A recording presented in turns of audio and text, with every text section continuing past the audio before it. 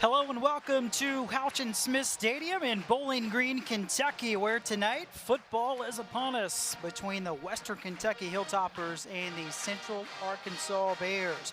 Graham Doty, Bob Belvin, and Brandon Doughty with you tonight. And guys, taking a look first for Western Kentucky, Brandon, a new head coach, Tyson Helton, is back in Bowling Green, somebody you're very familiar with, and a lot of excitement with this football program under Coach Helton. Yeah, very excited. The energy here is really incredible. I'm excited to see how the Hilltoppers respond to that energy tonight, how they harness that energy and make it a positive rather than a negative. So I'm really excited about how the Hilltoppers are going to respond to that, how the Hilltoppers are going to respond to having a new old coach back in Tyson Helton and his scheme and his offense, and see who the playmakers, who the guys are that are going to make the plays when the plays present themselves. So very excited. Should be a good game. And Bob, taking a look at the Central Arkansas team in the fourth game of the season a season ago, they lost not one but two of their quarterbacks, and they still finished with a winning record. They're preseason second in the Southland Conference, and they have very high expectations this season. Yeah, and their coach knows how to coach quarterbacks because he was a record-breaking one himself at Central Arkansas. A very good FCS team comes in here tonight to Houchin Smith Stadium. Preseason 25 or so. They've got to make 2 consecutive road trips to this part of the region. They are very happy to have their quarterback, Braylon Smith, back. We'll talk more about him in just a moment, but this is a very confident Central Arkansas team. And Brandon, taking a look at the starting quarterback, as you see him right there, Stephen Duncan gets the nod tonight. He had 5 starts a season ago for the Hilltoppers. What do you see in Stephen Duncan? Well, Stephen has all the intangibles that you look for in a quarterback. He's all of 6'4", 230 pounds, and he can make every single throw. And on the other side, Bob just alluded to him, starting quarterback Braylon Smith for Central Arkansas. He was fantastic in the 4 games he played in a season ago. Yeah, and they're lucky to have that year of eligibility back for him. They expect him to control this Western defense by running the football. They want to run the football quite a bit, control that clock. Smith will throw when he needs to, and he can create things as well.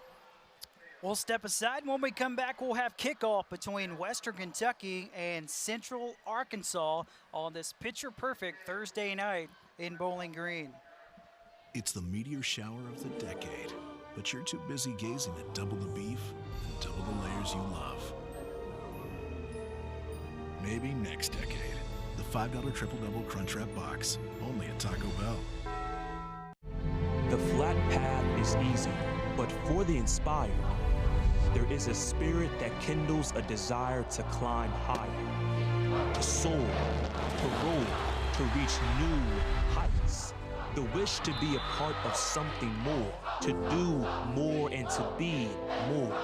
Hilltoppers know that life at the top is worth the climb. Climb with us at Western Kentucky University. You know how they say Passport helps Kentuckians live healthier lives? They really mean it. Passport rewards us with gift cards for doing things like going to the dentist, getting mammograms, shots, and checkups. They even covered my son's eyeglasses. With Passport, I feel like we really are in this together. Call 1-800-578-0603 and choose Passport for your Medicaid plan. Passport Health Plan, a proud sponsor of WKU's Hilltoppers with Heart. Life Skills has been serving the South Central Kentucky area for over 50 years. We know that when it comes to your health, experience matters. With a location in your community, we are there for you and your family in times of need. We provide you with greater choice and easy access to mental health care, addiction treatment services, and assistance for those with intellectual disabilities. Life Skills, premium healthcare services. If you haven't tried Taco Bell's Breakfast Crunch Wrap, filled with crispy bacon, scrambled eggs, and an entire hash brown, then consider this your wake-up call. Wake up to the Breakfast Crunch Wrap at Taco Bell. Order ahead and have it waiting. And welcome back to Houchin Smith Stadium. Central Arkansas deferred, so Western Kentucky will have the football.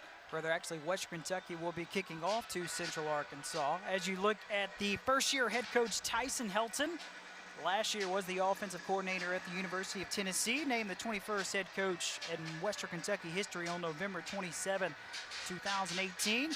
Had a lot of success the last time he was here, as Western Kentucky broke 13 school records in the first program to have almost a 5,000-yard passer and a 1,500-yard rusher in the same season. We're underway. Short kickoff for Central Arkansas. And the up man is knocked down around the 18-yard line, which is where the Central Arkansas offense will start. 1st and 10 coming up. And we have our first look at Central Arkansas starting quarterback, Braylon Smith. He is a native of Conway, Arkansas. The Bears actually offered him a scholarship before his first start in his high school career, where he was a 3-year high school starter.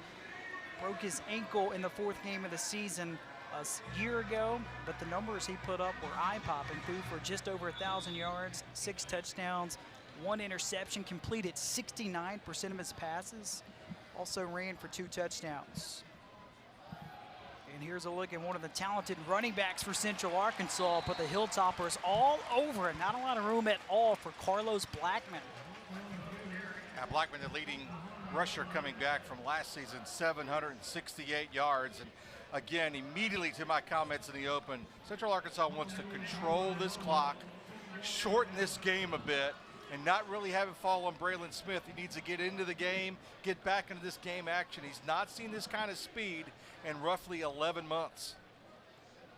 It's a loss of a yard, so 2nd and 11. It's another handoff to Blackman. This time he's got room off the right side, tripped up at the 24 to bring up 3rd and long for Central Arkansas. That's speed on the outside defensively for Western Kentucky with that tackle. That's D'Angelo Malone, and he's one that you're going to watch.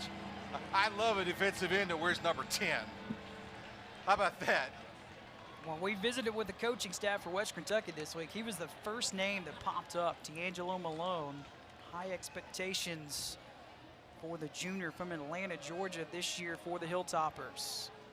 3rd and 7 for the Bears. Here's the blitz. It's another handoff, and Blackman gobbled up in the backfield for a huge loss on the play. And that's what Western Kentucky wanted on defense. D'Angelo Malone again right there on the stop. Cue him up from the outside, so they tried to run away from him, Brandon, but nonetheless, the speed of Malone on the outside, able to track Blackman down. The funny part is they had a good play. They were bringing the blitz on the opposite side, and they should have had everybody blocked, but that just happens when you have a good special player on the defensive end. This is Taylor Wallace, the senior rugby-style punter. This is a great punt, reeled in around the 30 to set up this Western Kentucky offense, as that was Clayton Bush, the freshman punt returner, the signal for the fair catch. And we have our first look at this Western Kentucky Hilltopper offense, where tonight they will be led by Stephen Duncan, the redshirt junior from Charleston, South Carolina. 5 starts a season ago. He did play in 9 games last year. Completed 58% of his passes, 9 touchdowns, 7 interceptions, also ran for 2 scores as well. And the Hilltoppers handed off on the first play of the game, and look out, Gage Walker streaks down the sideline, and on his first carry of his career, Gage Walker takes it all the way to the house for Western Kentucky. Wow. Got to the corner, did Walker. Another one of those players that Tyson Helton said, keep an eye on, guys. You don't know him yet. You'll see a lot of him this season.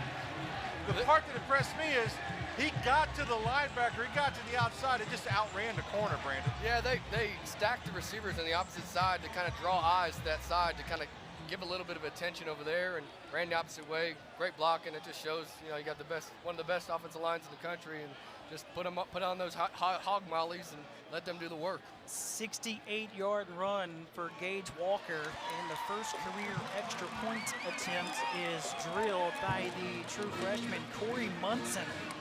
So How about that for the second season in a row? Western Kentucky in their home opener. They score on the first play of the game. It was a touchdown pass to Lucky Jackson a season ago against Maine. This year, Gage Walker on his first career carry. How about 68 yards to the house? How about that with a quarterback making his first start, Brandon, and you get a play like that, dynamite right out of the gate. Yeah, that's very easy at the quarterback position to get something early. Great look like that, one back power.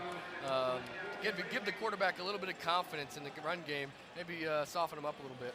You know, sometimes in these situations, we talk about it time and time again. You can watch all the film, all the tape you want, but you just cannot replicate the speed. And then again, I can't stress enough, Walker had broken free 6 yards or so beyond the line of scrimmage, and once he got to the numbers, it was a foot race. Could this start any better for Western Kentucky? 3 and out on defense and score on your first play on offense? You talk about harnessing the energy in this stadium right now. They're harnessing it and make it into a positive. Corey Munson, the freshman, they're just connecting on his first career extra point. Will kick it away for Western Kentucky. I remember you made the comment that this referenced back to last season's game against Maine that you and I did immediately with the Lucky Jackson touchdown out of the gate. But what's important is how you kind of follow that up. And if you've got a team on the ropes, oh my. That's Myers that drops it. Look out as Central Arkansas in trouble. Flag is low.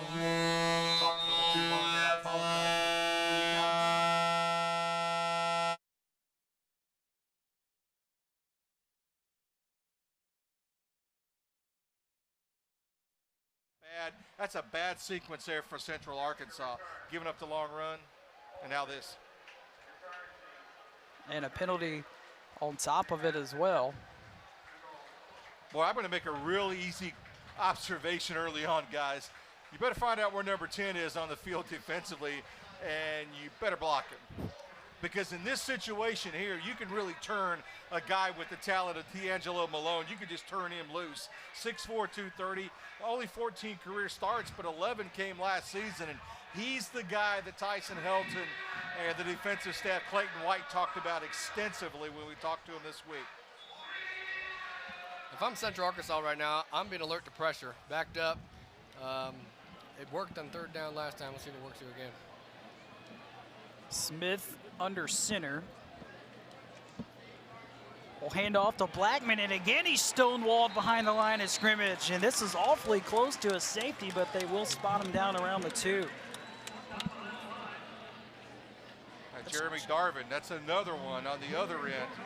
Darvin's going to come through the right side, shed his block, and this is going to be very close to a safety. Look where he ends up. Blackman ends up in the end zone. Darvin got him at about the 1 with a stop of forward progress, and actually they're going to be a little generous and go out to about the 3.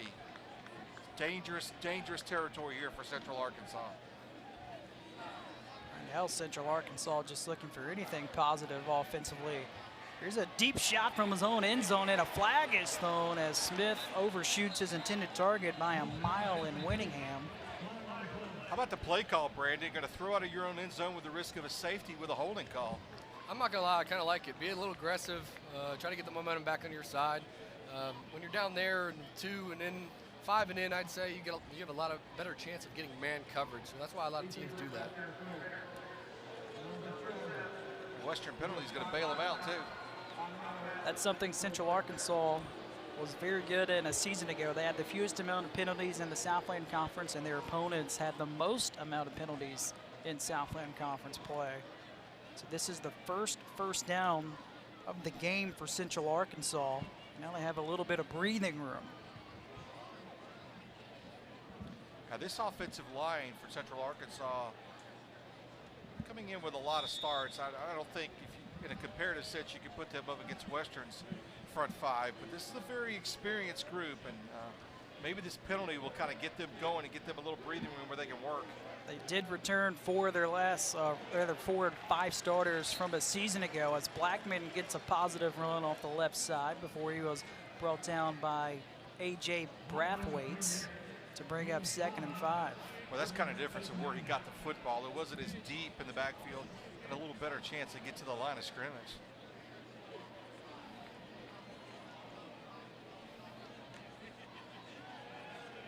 Smith pump fake, steps up in the pocket and will lunge forward. He picks up about a yard.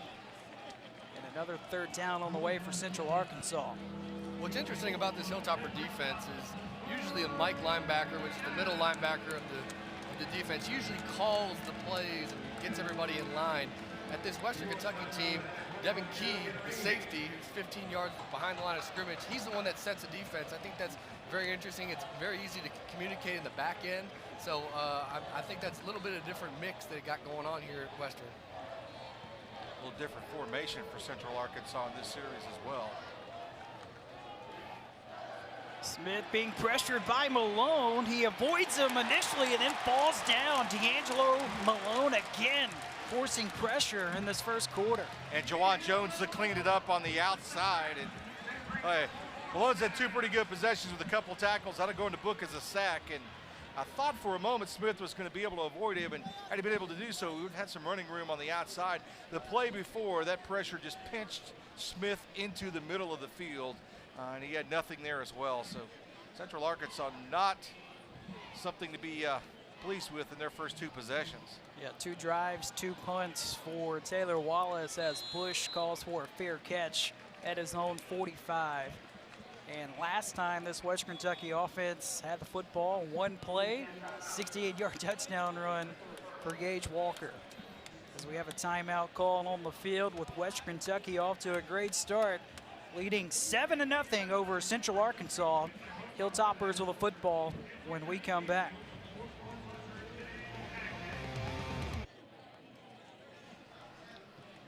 First and 10 for Western Kentucky, leading 7-0 over Central Arkansas. It's another handoff to Gage Walker. This time he gets stopped at the line of scrimmage. Central Arkansas a little bit better prepared that time as Walker scored on a 68-yard touchdown run on his first career carry. That, by the way, the longest touchdown run by a Hilltopper since Nicholas Norris had an 88-yard touchdown run against Houston Baptist on October the 1st, 2016. Here's the first, though, of the day for Duncan, and he dunks it off underneath, and a nice spin move for Person. He steps out of bounds in Central Arkansas territory, and this results in a first down for Western Kentucky. And that time, Duncan looked as if he had to wait for that to clear out to find Pearson. And when that cross had happened right in between the numbers and the hash mark, a pretty good catch and run then. Boy, nice situation here, 3rd and short. Thought he had enough for the first down, but it is 3rd and inches here for Western Kentucky. And Bob alluded to the Hilltoppers offensive line a little bit ago. One of 2 teams in the entire country that return all 5 starters, the other one being Oregon, as Duncan on the quarterback sweep picks up the first down. Interesting, they had 6 linemen in on that play. Extra tackle, heavy tackle on that play, and ran a little quarterback power. Stephen Duncan actually mentioned to me before the game that he likes to take a hit early in the game. It kind of wears off his jitters, so good to see him get a little licked. You that same way? No, I was not the same way. I do not want to get hit, that's for dang sure. How about this? Toss back to Duncan on the near side, and it's over the head of Person. So a lot of razzle-dazzle, but it's an incomplete pass for Duncan. Too long to develop? Yeah, you're not going to, it took a little bit too long to develop, and it kind of, the corner right here kind of sniffed it out. And so that just kind of threw the timing off, and Duncan saw it and looked like he tried to get rid of it as fast as he could. I think that's a key, man. You can't make a bad play worse. You know, it's a bad play. We scratch it. We move on to the next one. Certainly one you probably do not roll back out tonight. Maybe at any point in time of the season from that standpoint. Here's a quick hitter to the tight end, Fortenberry. He gets popped pretty good, shy of the 40-yard line. Picks up about 4 yards. What a hit that was by Juan Jackson. He had 91 tackles a season ago as a safety. And he really is a bright spot for this Central Arkansas defense. That's a nice open field tackle on Fortenberry, and his coach Juan Jackson talking about says when you got a guy like Juan Jackson in the secondary, you really feel good about it. And he's one of their leading tacklers, all Southland Conference selection, and that's a pretty good open field tackle. Gave up a little bit of size to Fortenberry. Clean pocket for Duncan over the middle. He's got Lucky Jackson for a first down. So the Hilltoppers convert on 3rd down to keep the drive alive. And there's that offensive line holding up. Yeah, Jackson just sits right in front of the umpire. And Duncan just rifles it right in the middle of the field in Western Kentucky at this point. With the exception of the trick play that went awry, they can do no wrong. Play action for Duncan. Throws back on the near side. He's got Walker open, and Walker puts the Hilltoppers in the red zone. Brandon called that play from up here. He was really excited, particularly when you cleared out and you had that isolation out there, and Duncan recognized it right away. With the full flow of the defense, the back kind of snuck out of the backfield. Linebacker got caught with his hand and his eyes in the backfield, and he popped open for him.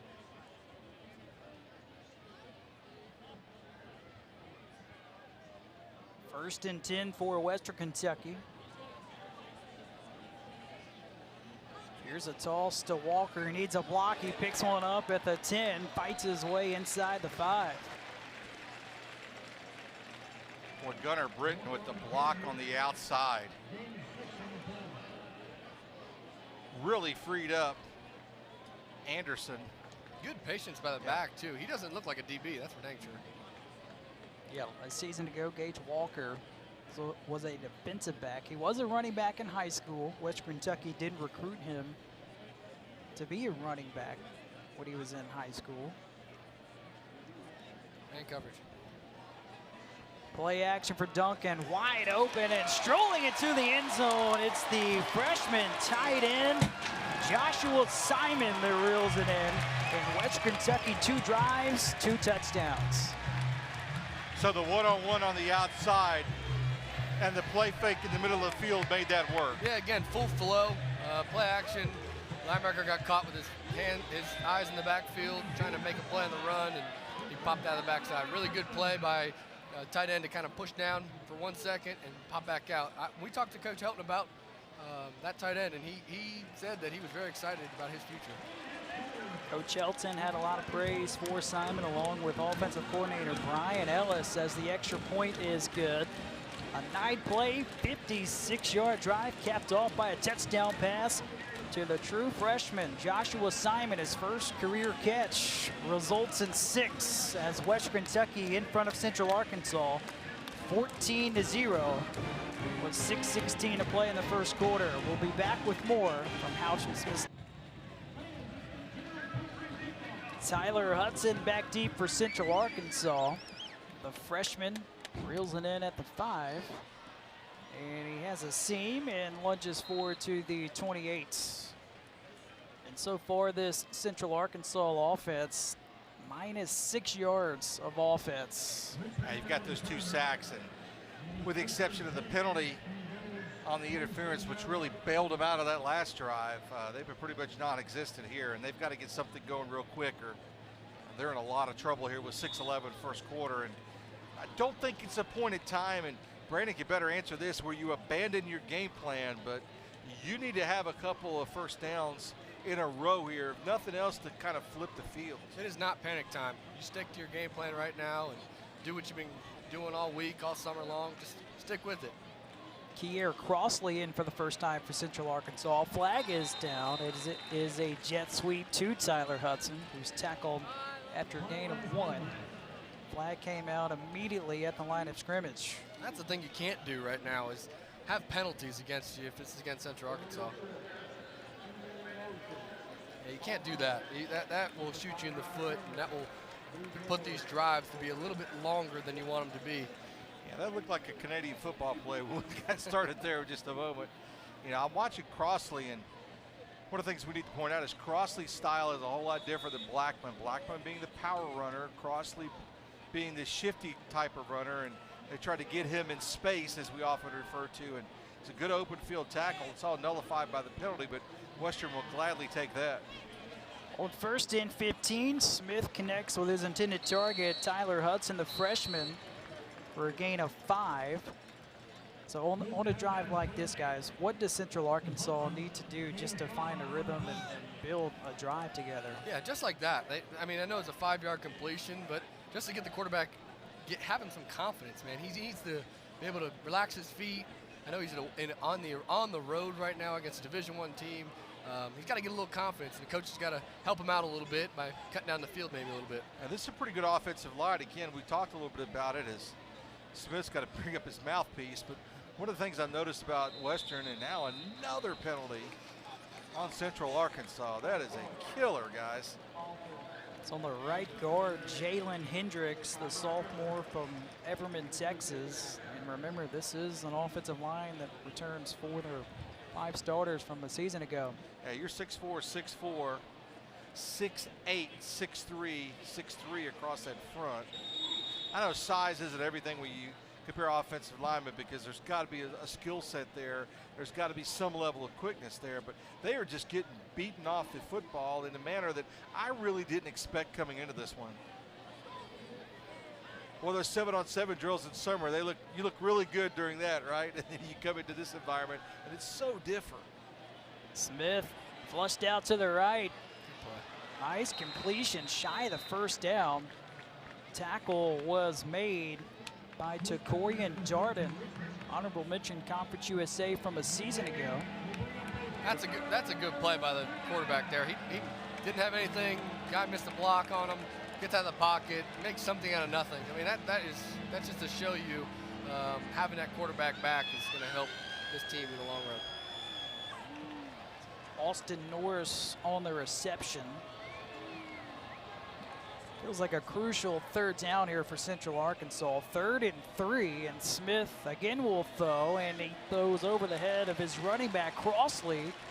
And again, the Hilltopper defense comes up with a stop. I think you've got to get Crossley the ball quicker out of the backfield. I mean, I say that's a long route. That's probably 10, 12 yards on a flare to the outside, but you got to get the ball in his hands a little bit quicker and see if he can create in those one-on-one situations on the outside, and unable to do so. I give credit to the Western Kentucky defense. It looked like zone for me up top. Played man. I think quarterback thought it was zone and thought that the running back was going to pop out there free, have a little space to maybe pick up the first down. 3rd punt, and this one is off the foot of the punter Wallace. So Western Kentucky will get wonderful field position, and they will put the Hilltoppers in Central Arkansas territory at the 46. Wow. Be curious to see the replay on that, see if there was a little bit of a deflection there, but nonetheless, tremendous starting field position. 14-0 our score. West Kentucky in front with a football when we return to Houchin. 1st and 10 for Western Kentucky, and we have a flag, and this will be the 2nd penalty tonight against the Hilltoppers. They were taking a shot there. Lucky Jackson jumped the gun, got excited about a little double move. They had one-on-one coverage on the outside there. He was going to take a shot with a little double move and try to get up 21. So this pushes the ball back to midfield after that 11-yard punt from Wallace. That's a good look at that offensive line of Hal Witt, Jost, Meredith, Pate, and Spencer. And nothing but praise from their offensive coordinator yesterday. Here's another handoff to Walker. Walker works his way into Central Arkansas territory. Yeah, touching on that offensive line, Bob, 60 career starts between the 5 of them. Oregon ahead of them, 68 starts for the Ducks offensive line. Impressive, just because of the nature of where you play, that you have that kind of longevity and that kind of dependability. It's a long season, right? You're going to play 12 games, and to keep that offensive line intact, that's pretty impressive. Empty set for Duncan. Screen to Sloan, and Sloan on his first reception picks up about 5 yards to bring up 3rd down for the Hilltoppers. Did he call out of that play, Brandon? Because it looked like he got pressure off the edge and had to get out of it, had to get rid of the football pretty quickly. Well, he saw zone coverage. He put the running back on the outside. Corner stayed out there for you casual viewers at home. And the corner stays out there and the running back's on there. That means zone coverage. If there's a linebacker or a safety that covers the running back out there, that means man coverage. You knew it was zone through the screen on the other side.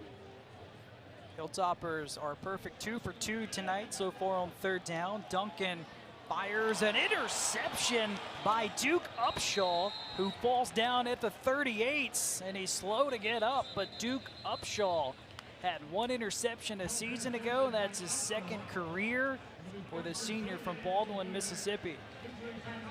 Interesting fact there, they've had 3 third downs, and they've played man coverage each time. Again, got man coverage. Stephen Duncan, kind of the death of Stephen is kind of, he likes to throw that ball a little bit high. He lets the ball get up out in front of him a little bit, and that one sailed on him, but young kid will bounce back. He'll be all right. So when a defense does do that, what does that mean for an offense moving forward the rest of the game? Yeah, that means that the drives, underneath stuff is going to be open. You got to do some pick routes. I know you can't say that in the game now. Pick routes are like kind of the death of college football and the NFL, but you got to get some pick routes. Got to get guys moving on the run, out leverage guys, and very easy to see. I mean, defense is kind of showing man by looking at the defender or the offender right in front of him. So when you see that, you got to know clearly man. But it seems like they got a little bit of tendency going on 3rd down, 3rd medium. It's been 3rd medium from 4 to 6. They've been running a lot of man coverage, actually 100%. So gotta get someone's got to relay that to the Western Kentucky head coach or play caller. Duke Upshaw with the interception gets helped off the field. Hopefully he'll be all right. It is a muggy evening in Bowling Green, so hopefully he'll be back on the field soon. We hope it's that and not a knee. We're going to have to keep an eye on that, or one of the CLs. You take your pick. But when he landed after going high to get that interception at the top point, he was never able to get his footing again. And another penalty thrown against what appears to be the Central Arkansas offensive line, and the pressure Western Kentucky is bringing has everything to do with their sense of urgency as far as this offensive line for Central Arkansas goes. Seems like the game is kind of sped up for Central Arkansas a little bit. Kind of looks like they're a little wide-eyed on the offensive line and causing them to maybe make some impulsive decisions, that's for sure. So how does Central Arkansas work around that? I mean, they got to just relax. Everybody's got to take a deep breath. It seems like they're just very on edge right now, trying to make the perfect play, making the perfect decision. They need to just kind of relax, get the quarterback back in rhythm, get the offensive line to relax, maybe get a good run in. But this is a very important drive now. I mean, just coming off a sudden change, interception, they got to be able to create some points and get the drive going. That's the 4th penalty already in this first quarter against Central Arkansas. On 1st and 20, play action for Smith. He takes a shot, and what a catch made by Tyler Hudson, the freshman from Spring, Texas. Well, an unbelievable catch, and Central Arkansas is in Western Kentucky territory for the first time tonight. I can feel the momentum shifting a little bit here. That interception's big key. What a catch. The one-handed catch bringing it down, and the coverage was there. First carry of the night for Kier Crossley. Southland Conference honorable mention a season ago. He was the Southland Conference Freshman of the Year 2 years ago. He's a part of that 1-2 punch, and there's a look at that previous catch from Hudson. Again, play action back to Hudson, and Hudson spun down inside the red zone for Central Arkansas. And now the Bears offense starting to click a little bit. A little bit of protection for Braylon Smith, gives him some opportunities. Notice these are relatively deeper routes than what they were trying to throw earlier.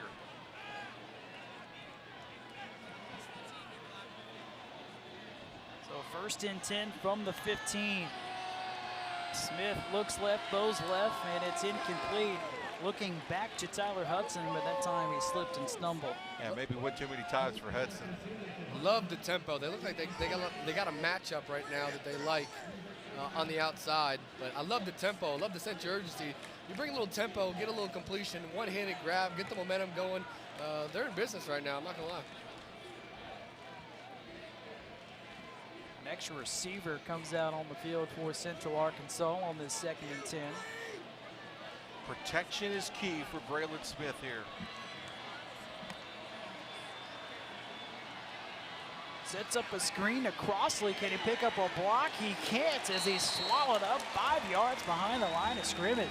Boy, there's a lot going on in that play, Brandon, with Hunter Watts, a big old lineman out there, and Smith had to throw basically around him and try and free up the running back. Yeah, just kind of got a little conjobulated a little bit. Timing got thrown off a little bit, and it looked like the tackle took too far of a set back in his stance, and it kind of threw the running back off, threw the quarterback off, and their timing that they've been working on all summer long. Central Arkansas has not converted on third down so far tonight, 0 for 3. We're in screen or draw territory right now. They got points.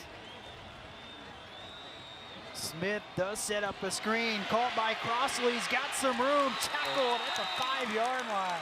Oh, wait on the spot. It's going to be shy. Wow. That is not a good spot if you're Central Arkansas. Boy, that's a big. You got to make a decision here. What are you going to do on fourth? You got to go. Momentum is on your side. You got to go. Huge play either side of the ball here. Defensive side, maybe get them some momentum, get it going the opposite direction. But Central Arkansas, this is huge play early in this game. You got to block it, or you just go straight up here and just power? I like the power, man. I like just keep it simple. I'm a very simple guy. They have time to think about it because the first quarter comes to a close. An eventful first quarter. Great strategy. Western Kentucky in front 14-0 over Central Arkansas. But Central Arkansas head coach Nathan Brown has a decision to make, as we will step aside and come back on 4th and inches for Central Arkansas when we return to Houchin-Smith Stadium.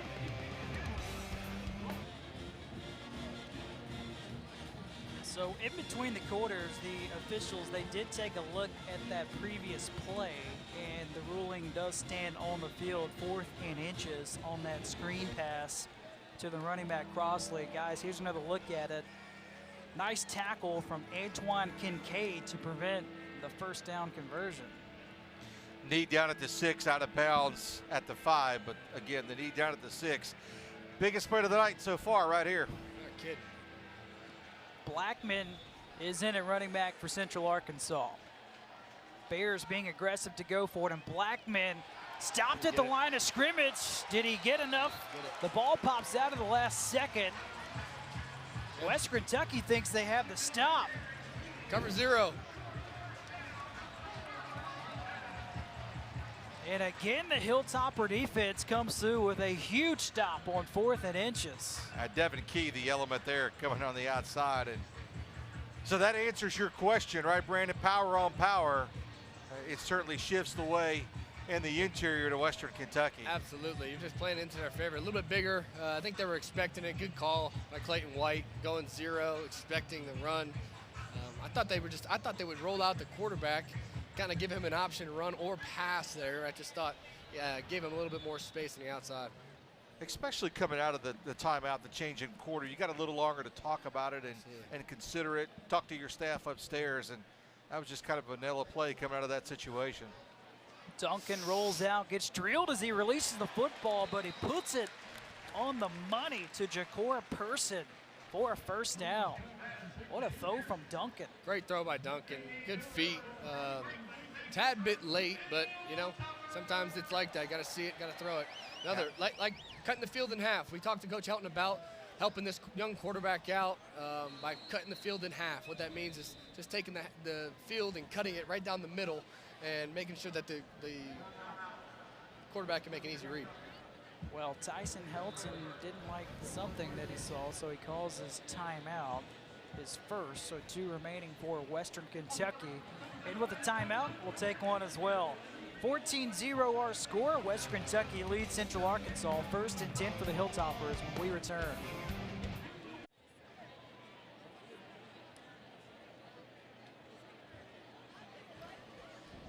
On 1st and 10, Duncan hands it off to Sloan on the sweep, and Sloan, he breaks free, then gets tripped up, and a late flag is thrown all the way back at the 24. Coach Helton talked about Sloan having some speed. Kind of see it right there with the little jet sweep, trying to get him the ball. He's trying to get everybody involved in this offense early. Drive killer there. 3rd penalty tonight against Western Kentucky, so that wipes out that run from Sloan. A little bit of misdirection there, trying to get him to the outside. And to Brandon's point, we talked to Tyson Helton yesterday, talked about Sloan, only 5'9", 165, but wanted to get him in space. We saw then it's pretty powerful at that point in time, but maybe ate it with a hold there. Now 1st and 18 after the holding call. And off to Walker off the right side and with room, and Walker wrapped up at the 20. Walker so far in his first career start at the running back position, already over 70 yards rushing. Got that highlight run, 68-yard touchdown run on the first play of the game for Western Kentucky. Second time they brought corner blitz from the boundary side. Great job by Coach Helton and the offensive coordinators to see that and run the opposite direction.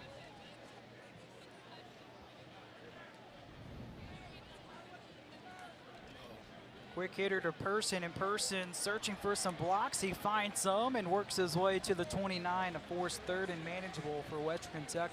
That's a nice play by Person. He had the cross blocks created for him to create a little bit of an alley, and that's a pretty nice gain. You read about it in the paper tomorrow, you say, it's 6-8 yard gain, but let's take a look at how he navigates traffic through here, waits for his blocks, and then takes it down the field. Hilltoppers tonight 2 for 3 on third down.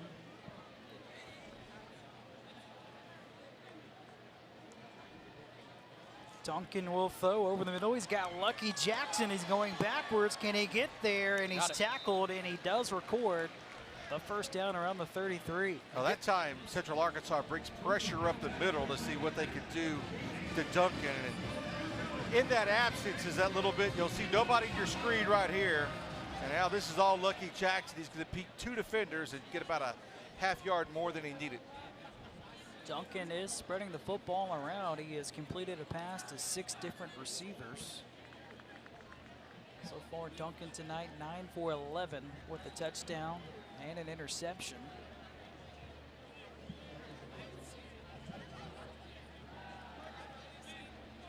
Pump fake, now winds and goes up top looking for Jackson, and the second interception of the night for the Central Arkansas defense. That one reeled in by Robert Rochelle, his 5th career interception. He had a team high 4 a season ago for the junior from Shreveport, Louisiana. And that could have easily been offensive pass interference on Western Kentucky, as well as Brandon just cringes to my left up here. 2 interceptions in the first half. What happened here? I alluded to it in the first half. I mean, we had a double move called on the outside, Western did, and someone didn't get the communication. But Stephen Duncan, again, you can't make the bad play worse. He did a good job on that trickery-dickery play they ran, but on that one, he just got locked into a guy, tried to just throw it up, and you just can't do that in this offense. Central Arkansas tries to take advantage after the turnover, and Smith, it's a long throw on the far side of the field, and it is reeled in for a first down for the Bears. Well, that's a good point. That's almost a 35-yard throw from numbers to hash on the other, numbers rather, on the other side. And had the receiver not had to wait on that, that might have been a greater opportunity there. So can Central Arkansas get some points out of this? Here's Blackman with a nice catch. Stays on his feet, tackling around midfield. Love the tempo Central Arkansas is playing with right now. They got to stay in the tempo, try to stay fast. Looks like Western Kentucky on the defensive side's getting a little tired in this first half, it looks like. It looks like that when initially the defensive side of the ball was on the other side of the line of scrimmage when the ball was snapped. Now it looks like Central Arkansas has kind of gone the opposite direction. So. If you're Western Kentucky, time for D'Angelo Malone to make a play. He was all over the place in the first quarter. Smith is pressured, and there is D'Angelo Malone with a crucial stop for Western Kentucky. The second half of the night already here in the first half, but you know, just in those situations, to Brandon's point, each time Central Arkansas seems to get a little bit of momentum, you get a big defensive play like that. That's just Malone off the edge, or rather up the middle. I thought he came off the edge. My apologies. Another sack for number 10. Central Arkansas 0 for 4 tonight on third down. It is 3rd and 12 for the Bears. Play clock under 5. Smith looks left, throws left. He's looking for Winningham, who goes up top and comes down with it. What a grab for LaJuan Winningham. Well, all of a sudden, Central Arkansas is pretty impressive between the 20s, right? They're having a problem scoring. For all you young guys watching this game, That is a great job by the receiver. They call that stacking the DB, getting on top of him and stacking him. I'll explain in a second. Central Arkansas goes tempo, handoff to Blackman up the middle. Central Arkansas, they were -2 rushing yards tonight prior to that carry from Blackman before 2nd and 5. The stacking, Brandon. Yeah, when I'm talking about stacking a defensive back, I'm talking about on the go routes, the vertical routes. When you beat the DB to get on top of him for 1 yard, it allows the quarterback not to have to be perfect on the throw. It gives us quarterbacks a little bit of space on the outside so that we don't have to be perfect and the receiver can adjust to the ball. Great adjustment, great ball, and that's why you convert on 3rd and 12. That one through the hands of Winningham. Another 3rd down for Central Arkansas. Well, how many times have we heard the bells go off here on 3rd down and Western Kentucky be able to step up defensively and get it done, and now another situation. And I think if you're Central Arkansas, despite the fact you're at the 26, you're probably in 4-down territory in this situation where you are in the game and your inability to score and the times you put down the field. Unless Malone gets another sack. Just gets a snap off as Smith throws, and it's a trailing catch made. Shy of the 1st down marker. That was Michael Fox on the reception, his first of the night. I'll let Brandon break down this pick play on the outside. Yeah, that's a classic pick play on the outside there. Yeah, that was a good play. I thought it was pretty good. Right when you drew it up, quarterback gets a good ball out there, try to get space, just a yard short. But like Bob said, all you need to get is half here. You don't need to get anything else. Just get half. You're in 4-down territory. Got big 4th down here. Got to expect man coverage.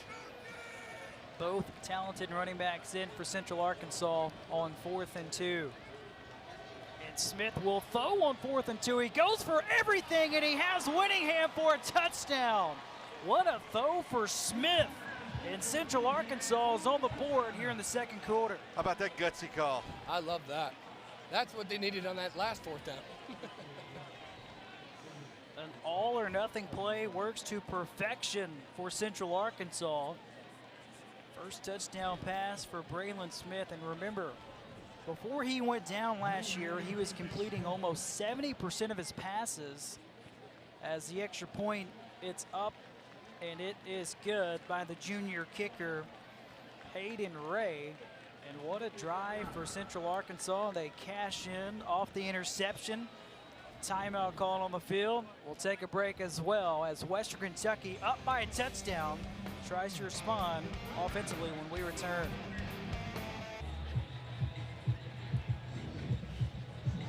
Gorgeous Thursday night in Bowling Green.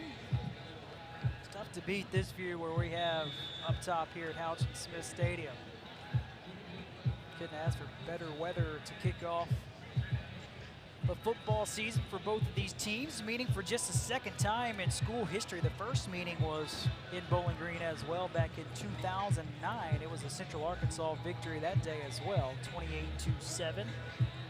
For Central Arkansas, that was the first FBS victory against an FBS opponent since moving to Division I in 2006.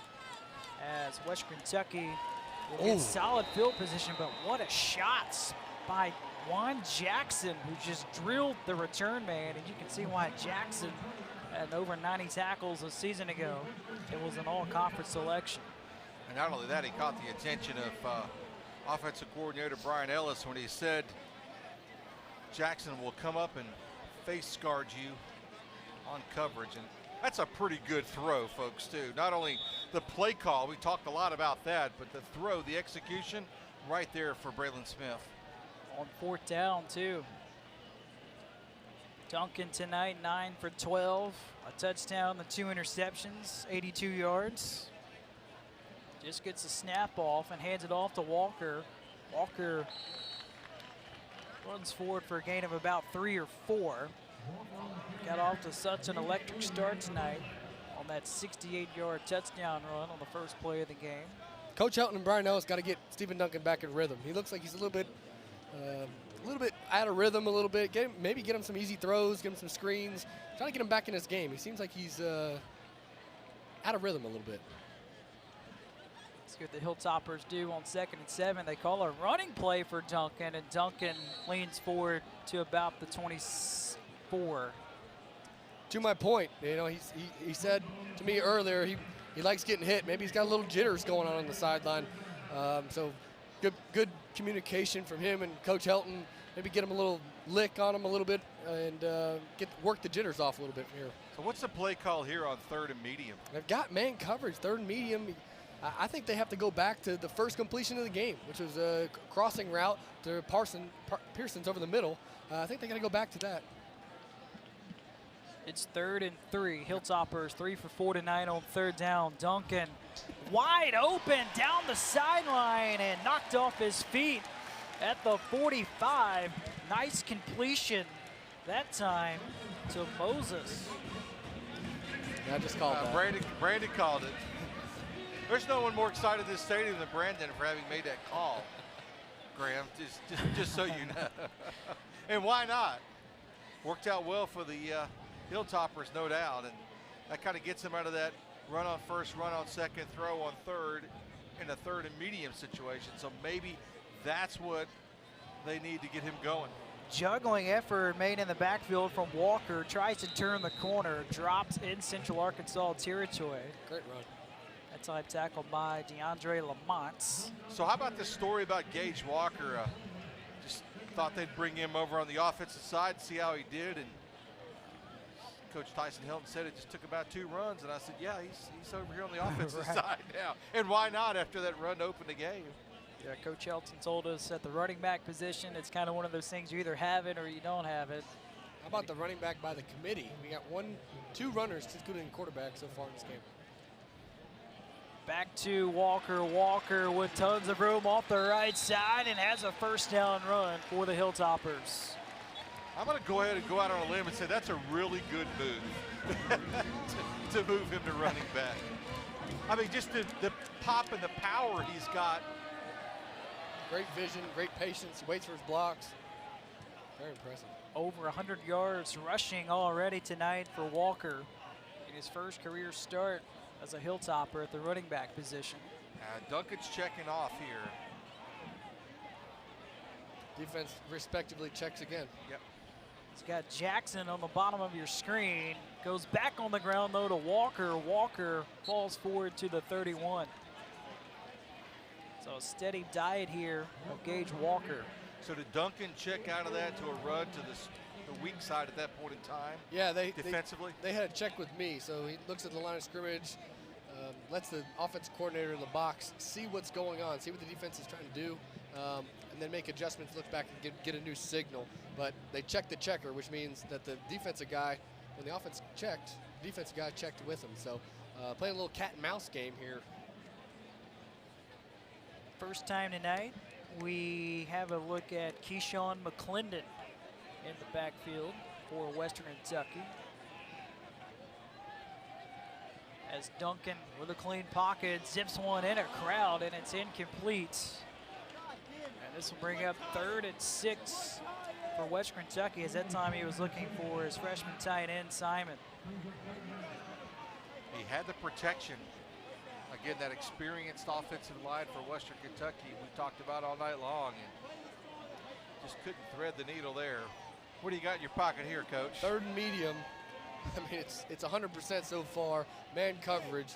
Let's see if the defensive coordinator for Central Arkansas mixes it up. Looks like he is absolutely not.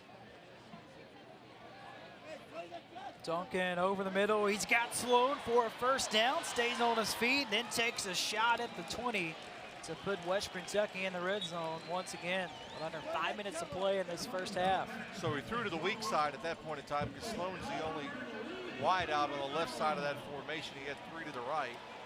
We called that play Cujo's skin.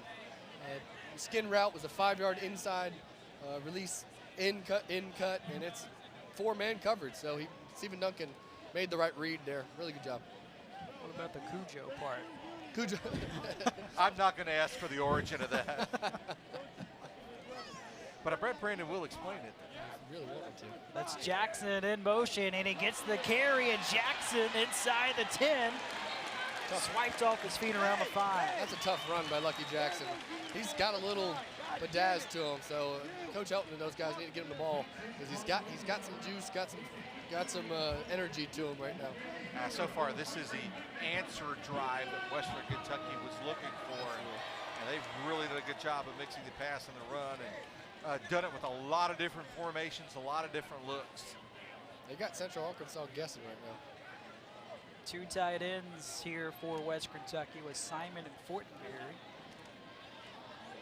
Here's Walker. Walker dropped at the 4. Didn't respect the jet sweep there on that one. Central Arkansas did. In man coverage, they left the jet sweeper. The guy that ran in the motion right in the front of the quarterback, they dropped him.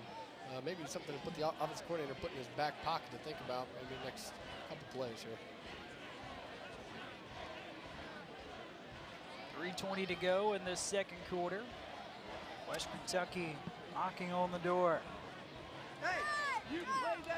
Duncan under center for the first time. Will throw one up for Lucky Jackson, who comes down with it unless it was intercepted, and they will say it's an incomplete pass. Jackson that time working against Robert Rochelle, who had the interception earlier in this quarter. And you hear a lot of talk about receivers going up and getting the ball at the apex, and that's exactly what Lucky Jackson did then. And looks like, not able to see it from our vantage point, he did not come down with the football.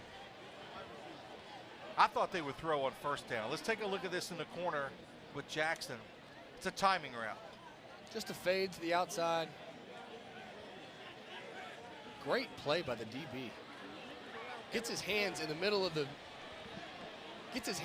when he tries to high point the ball there. Great play by number 9 there. That was a fantastic defensive play. That's a Sunday play for sure. And it looks like they will review this. From that replay, this is going to be interesting. So that is Robert Rochelle and Lucky Jackson in the corner of the end zone. Rochelle with the interception earlier in this quarter. And this will be fascinating to see what the officials decide here. And remember, it has to be overwhelming evidence to overturn this call. Call on the field, incomplete pass. This is a big play for both teams here. Huge play. Third turnover for Western in the first half here, or I don't know if they're going to call it a touchdown or not. I don't know about I don't think he has possession when he leaves the field. No way. Still a great play. Rochelle came out of the pack as if he had intercepted it or stripped it, to your point, Brandon, cleanly. Unbelievable play. That's a Sunday NFL play right there by number 9. The ball never hits the ground. It's just, does he maintain it long enough to be ruled an interception? You try to be critical on Lucky Jackson there by not high pointing the ball, but he went up there and tried to get it. Just a fantastic play by number 9. So after the review, they stick with the call on the field and say they confirmed it an incomplete pass. So a big play call coming up here on third down. Got to cut the field half. Well, that's a good point, because you're not necessarily at 14-7 are you playing with house money in this situation, but you haven't had a problem running the football in this drive, and you've basically got 2 plays to get 3 yards. That's Moses in the backfield. Gotta take a Central timeout. Arkansas, they were in all kinds of discomfort defensively. They didn't have the right personnel in, it looked like. So Central Arkansas calls a timeout. Bears will have 2 remaining. So 3:07 to play in the second quarter. We'll step aside as West Kentucky 3rd and 3 when we return to Houchin-Smith Stadium. 3rd and 3, it's a quarterback run for Stephen Duncan, and he plows his way in the end zone for a Hilltopper touchdown. I like that call. I got to tell you, that's the player I least expected to run the football in that situation. That's why I like the call. His 3rd career rushing touchdown. He likes the QB sneak, right? And the extra point coming up for the freshman Corey Munson. It's a nice answer, though, for this West Kentucky offense. Big time. How about that drive as well? 12 plays, 83 yards, and it took 5 minutes and 51 seconds. And it was capped off by that touchdown run for Stephen Duncan, his first of the season. So with 3:03 to play in the second quarter, Western Kentucky takes a 21-7 lead over Central Arkansas, and we'll keep it here. And it really seems like both of these teams have just been trading blows back and forth, especially in the second quarter. But I don't think Central Arkansas has recovered from the early blow, and that's the Gage Walker run right out first play from scrimmage. And they were kind of teetering, to your point, Graham, kind of teetering in that first quarter. And when they finally got a grip on things, thought they were turning it around. Keep in mind, Duncan is throwing 2 interceptions here in the first half, and that's led to at least the touchdown so far by Central Arkansas. And you kind of feel like they got a lot of work to do in the last 3:03. I think they need points going into the locker room. I agree. I think that I'd like to see, looked like Central Arkansas figured something out there on that last drive. I'd like to see Clayton White's adjustments here to what he's figured out in a little chess game. The ball boomed out of the back in the end zone for a touchback over the head of Myers. So plenty of time for the Central Arkansas offense with 3:03 to play in the second quarter. Bears have 2 of their timeouts remaining. 2 touchdown lead for Western Kentucky. So offensively so far tonight for Central Arkansas, 146 yards of total offense, by far the majority of that through the air, as Central Arkansas only 3 yards rushing. And that's kind of what they're known for, especially with their 2-headed monster attack in Blackman and Crossley. I think the schematic advantage that they felt like they had coming into it has kind of shifted. I think they've done a pretty good job of it. Smith flips it to Blackman, and Blackman around midfield. What a monster gain that is. That's a great call right there. Carlos Blackman, that's his first catch of the night. I was talking about the schematics. I meant that credit to Central Arkansas for making the recognition that they needed to throw the ball more and able to do so. And as soon as I say that, you get this. Blackman in Western Kentucky territory. A first down run as he picks up 11. So in the blink of an eye, Central Arkansas is at the Hilltopper 40, and we have a Western Kentucky player down in Trey Meadows, the junior college transfer from Garden City Community College in Kansas. One of the elements of Blackman that I liked when I was just looking at the game notes and getting ready was 4.6 yards per carry on average. It's a pretty big number. I know we're kind of, may feel like we're kind of splitting hairs here, but over the course of a season in which you only gain 786, 4.6 per carry, that's not bad. It gets a lot done. Right. And conceivably, you're doing a lot of that on first down, so you put yourself in a better offensive position overall if you're, 2nd and 5, 2nd and 6. Those are not unmanageable situations. You got that back getting it done on first down like he did right here. He's been a bell cow, too, since he's arrived on campus. At least 135 carries every season for Blackman. As Smith will throw, this one incomplete, looking for Blackman. And on the coverage that time, it's Kyle Bailey. It's been a safety the past couple of years for Western Kentucky, making the transition to linebacker this year for the Hilltoppers. Well, Blackman, that throw about hit it between the numbers, really clearly wasn't looking for it, but had he been able to make that, that would have been substantial as well. So got to also think about down distance and time left here in the half. And you're going to need 20, 25 more yards if you even want to get a field goal out of this opportunity.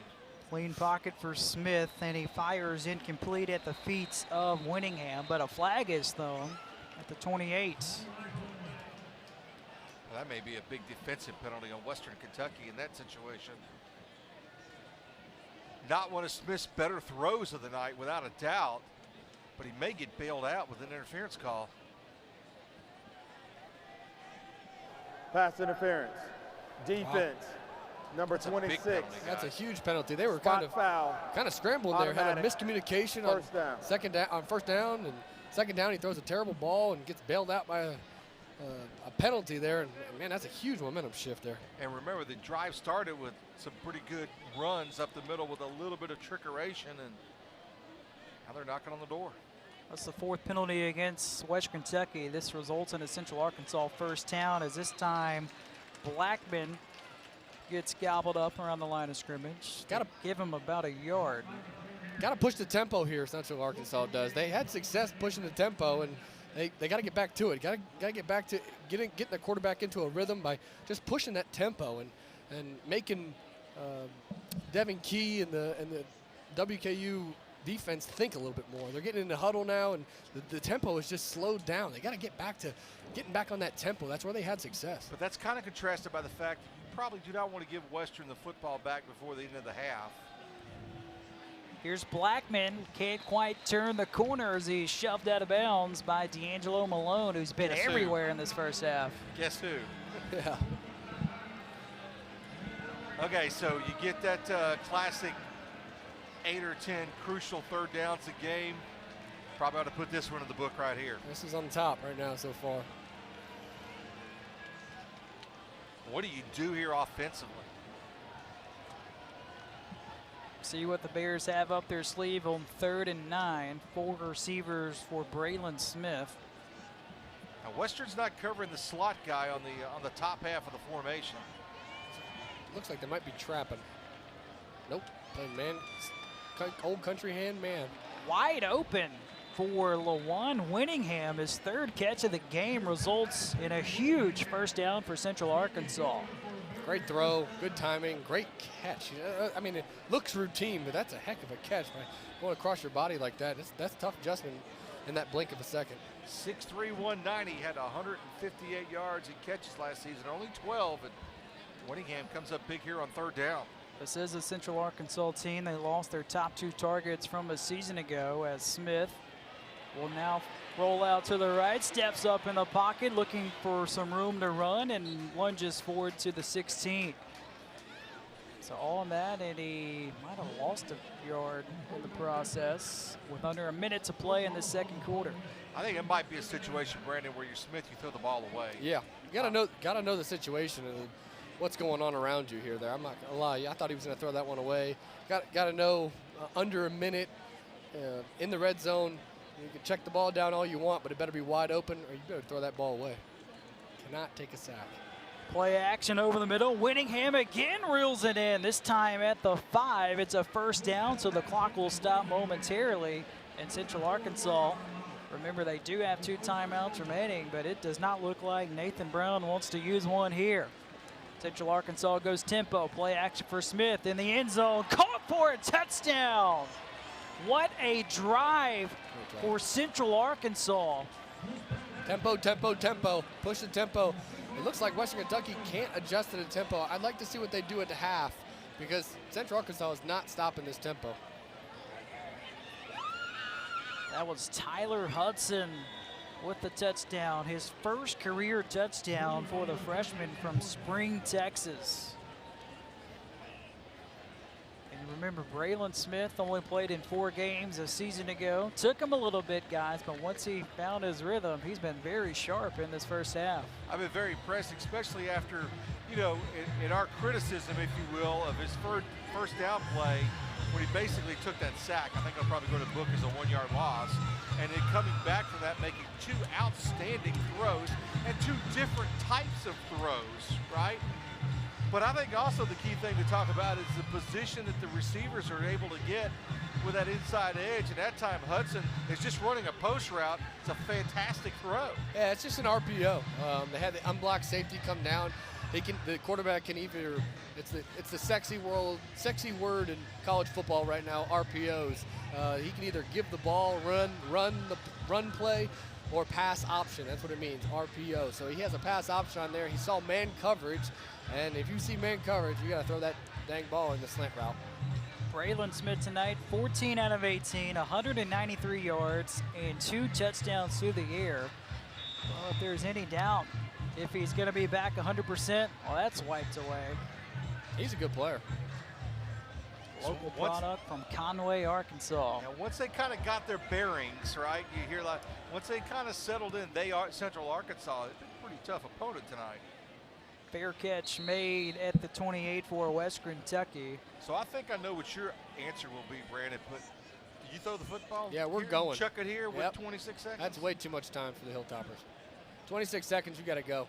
I know your quarterback's kind of got 2 interceptions so far in this game. Got to be careful of that, keeping him on rhythm. But I think you got to go in this situation. And it looks like I am completely wrong because we're going to take a knee. So much for that. That's the quarterback of old and the quarterback of present, right? Hilltoppers did have the 2 timeouts, but they will be content to go into the locker room up by a touchdown, 21-14 over Central Arkansas. So West Kentucky got the quick touchdown, and Central Arkansas finishes with a fantastic second quarter. 21-14 our score. West Kentucky leads Central Arkansas at the break. We'll step aside and come back and go over.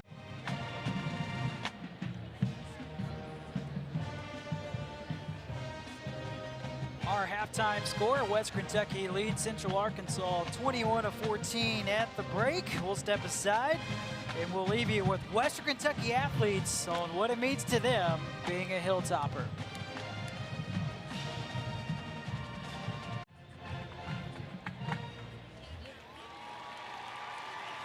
It's halftime. West Kentucky leads Central Arkansas 21-14 at the break. We'll step aside, but here is a look at Western Kentucky student athletes on what it means to them being a Hilltopper. To be a Hilltopper, I think it means you gotta have a lot of pride, a lot of heart. It means I'm on top. It means I'm on top of the hill. Being a Hilltopper for me is just being a part of a family. It just means giving your best every day to me. We're like the underdog, so we always have to fight for what we achieve.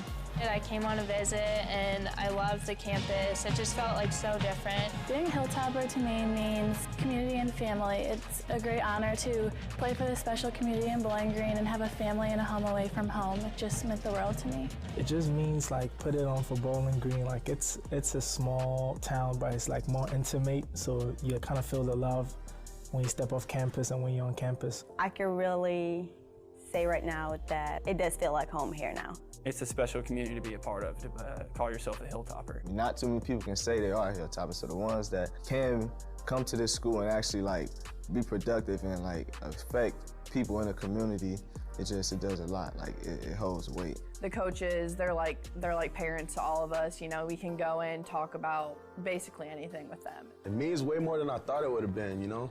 Like, just the tradition this school carries and everything, like it's just way different than what I expected. So it's like a legacy almost, like just to be here, you know what I mean? Continuing a legacy of excellence at Western Kentucky and just doing things the right way and going out and competing. It's being different. It's being, unique. No one else is a Hilltopper. The only people that are Hilltoppers are people that attend Western Kentucky. And I love that. In the end, like we've made friendships and all of us are such close sisters. It's not really a team, it's a family. To me, being a Hilltopper means to be hardworking on and off the field, do everything right. Being a successful individual, both on and off the field, and just a great person in the community. No one's gonna remember, back when you look at this, your averages or anything like that. What they're gonna remember is who you were on and off that field. To be a Hilltopper, it just means to be successful, strong-minded, courageous. You represent something special here when you sign that letter of intent to play. From the first visit, I came to Western Kentucky with Coach Hatchett and seeing the campus and everything and talking to him about the program, the things he wanted for this program. It's been a dream come true, and really glad that I chose Western. I chose WKU because I felt very at home here. I think it was like the Wisconsin game, just like walking out and like, oh, like, cause there was just so many people and like I couldn't even hear, like everyone's like on mute. It's like what? Like you can't hear nothing, you couldn't hear the ball snap. So I think that was probably one of my favorite memories just because it was like, wow, like this is for real. Like this is really D1 football. As a freshman, I really was not confident in my abilities to help the team out, but coming now to my senior year, I'm very confident in myself. My favorite memory would have to be winning the Boca Bowl.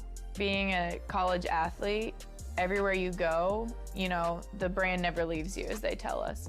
WKU we're all a big family. We just have a community that you can just reach out to one another and you can lean on each other. These 4 years kind of went by really fast for me. I feel like I just got here yesterday. I really enjoyed the time here, and I just tell my younger self to be patient. Western's very special to me because It's like a home away from home, and all of the people here are like my sisters, and just everything about Western. I feel like I bleed red now. Go Tops. Go Tops! Go Tops. Go Tops. Go Tops. Go Tops.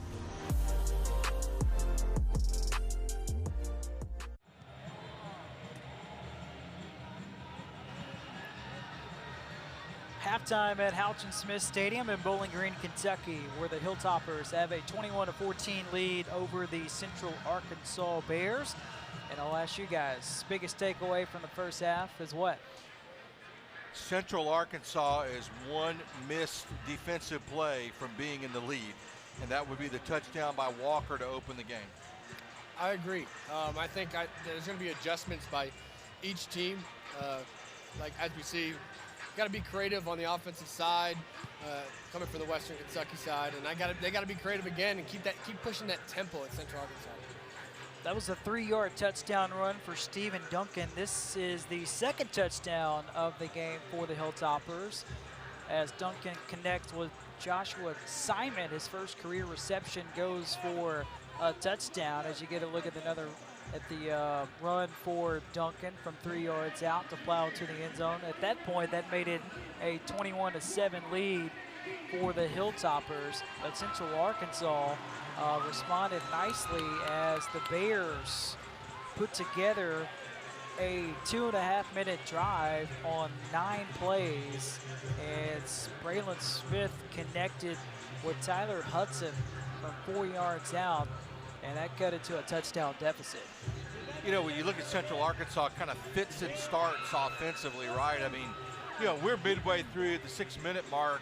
It's 14-0 Western Kentucky, and you kind of had the feeling that Central Arkansas might be blown out of the ballpark. All of a sudden, they settled down, got a couple big plays, got the game tight again, and then the Duncan touchdown that we saw a couple times in the replay here has put Western Kentucky back into this lead, 21-14, but clearly any team's game at this point in time. Absolutely. I think that key for me in the second half is seeing who can take care of the football. Western's done a terrible job of taking care of the football in the first half. 2 interceptions that really put Central Arkansas back in this game. And so Central Arkansas has done a great job taking care of the football. The quarterback has made some really good plays, good throws, good contested throws. He's made the plays that are there. So exciting to see what's going to happen and unfold in this second half.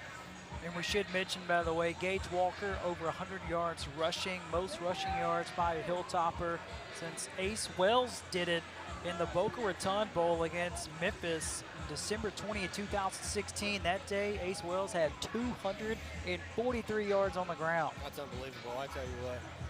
So it took 3 years for a Hilltopper to rush for over 100 yards as the Hilltoppers lead by a touchdown over Central Arkansas. And the Hilltoppers will have the football as we get ready for quarter number 3. We'll step aside. When we come back, it'll be the start of the second half between the Hilltoppers and the Bears from Houchin-Smith Stadium.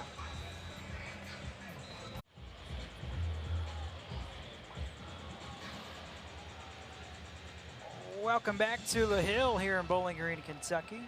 21-14 lead for the Hilltoppers, who will have the football to begin quarter number 3. What are you guys looking forward to the most in the second half? To see if Duncan could be consistent. Remember, he threw 2 interceptions in the span of about a quarter and a half. Central Arkansas, from their perspective, it's the rhythm that Brandon talked about. Like I said, they had so many fits and starts. Imagine if they'd gotten some rhythm and then finished a couple of drives. We'd be talking about a much different situation than we look right now at 21-14.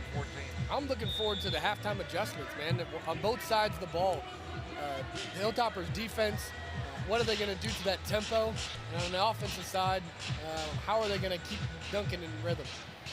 Here's Garland LaFrance on the return. He was a running back a season ago, and now he's running backwards as he's tackled at the 12-yard line. Guys, I'm a special teams fiend, and I can tell you right now, that's an outstanding kick to put it in the corner and force the receiver to make a play, and couple that with the outstanding coverage. Just think about this. If he kicks that into the end zone or inside the 20 and is fair caught, the ball's at the 25. We're talking a difference of 14 yards in field position to start a drive. I think that special teams work by Central Arkansas right then, outstanding.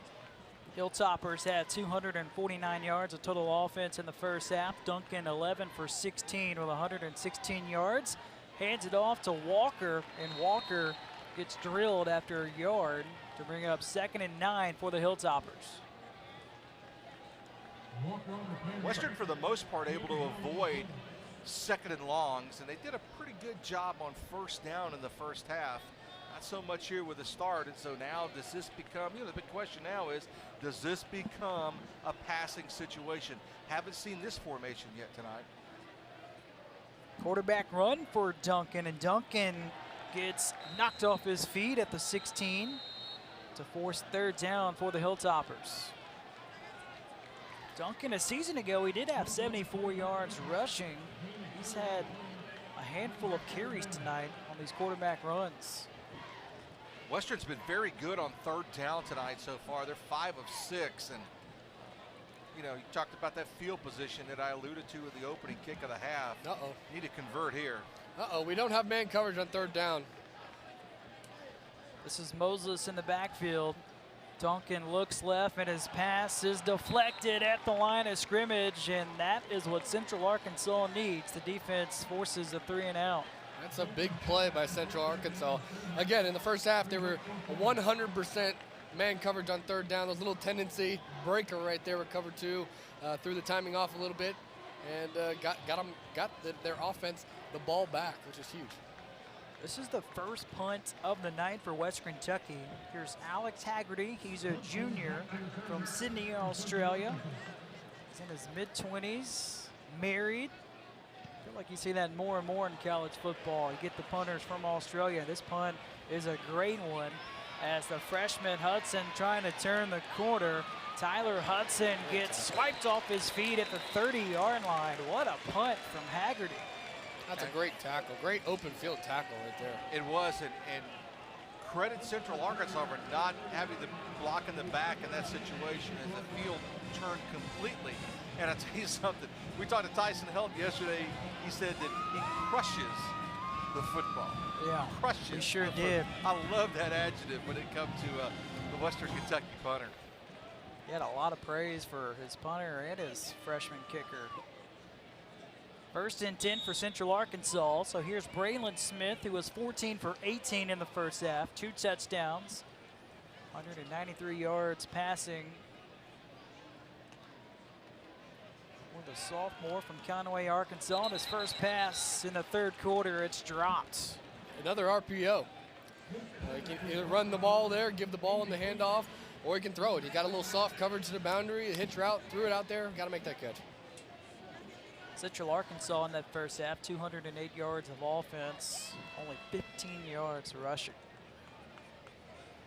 And clearly you've got to have a little more balance than that, but you've also got to catch the ball on 1st down when it's thrown to you, and that's a bad drop for Central Arkansas to begin the series. Play action for Smith, winds up and short hops his intended target to bring up 3rd and 10. Credit to the pressure by Western Kentucky there. Kind of threw him off his spot a little bit, caused the awry pass. Yeah, Jeremy Darvin, good point, Brandon. That's up the middle that time by Darvin, and now you're really playing behind the sticks now, 3rd and 10. Notice how important the punt was to really flip the field. A little check with me here by the Central Arkansas. See if Western checks. They do not.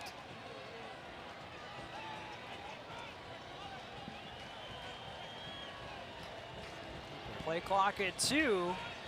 They just get it off and they toss it to Carlos Blackman, and he's tackled well shy of the line of gain. So both teams' defense comes up with a great start to the second half. I don't know what that play was that he checked out to. Obviously, we can second guess that now.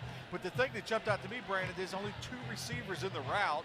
and both of those were deep routes. Really didn't give you a chance to get maybe something underneath and get you 11 or 12 yards and a first down. Well, Western Kentucky brought double A gap, which means they put the linebackers in the A gaps in the right in front of the center and the guard. They brought those guys in there. Looked like they kind of fooled the quarterback, fooled the coaches on the sideline, but it was just a bluff as they dropped the cover 2. Fourth punt of the night for Wallace. It takes a Hilltopper roll to the 38. So very good field position coming up here for Western Kentucky as we'll step aside. 1st and 10 for the Hilltoppers when we come back. Western Kentucky up by a 10.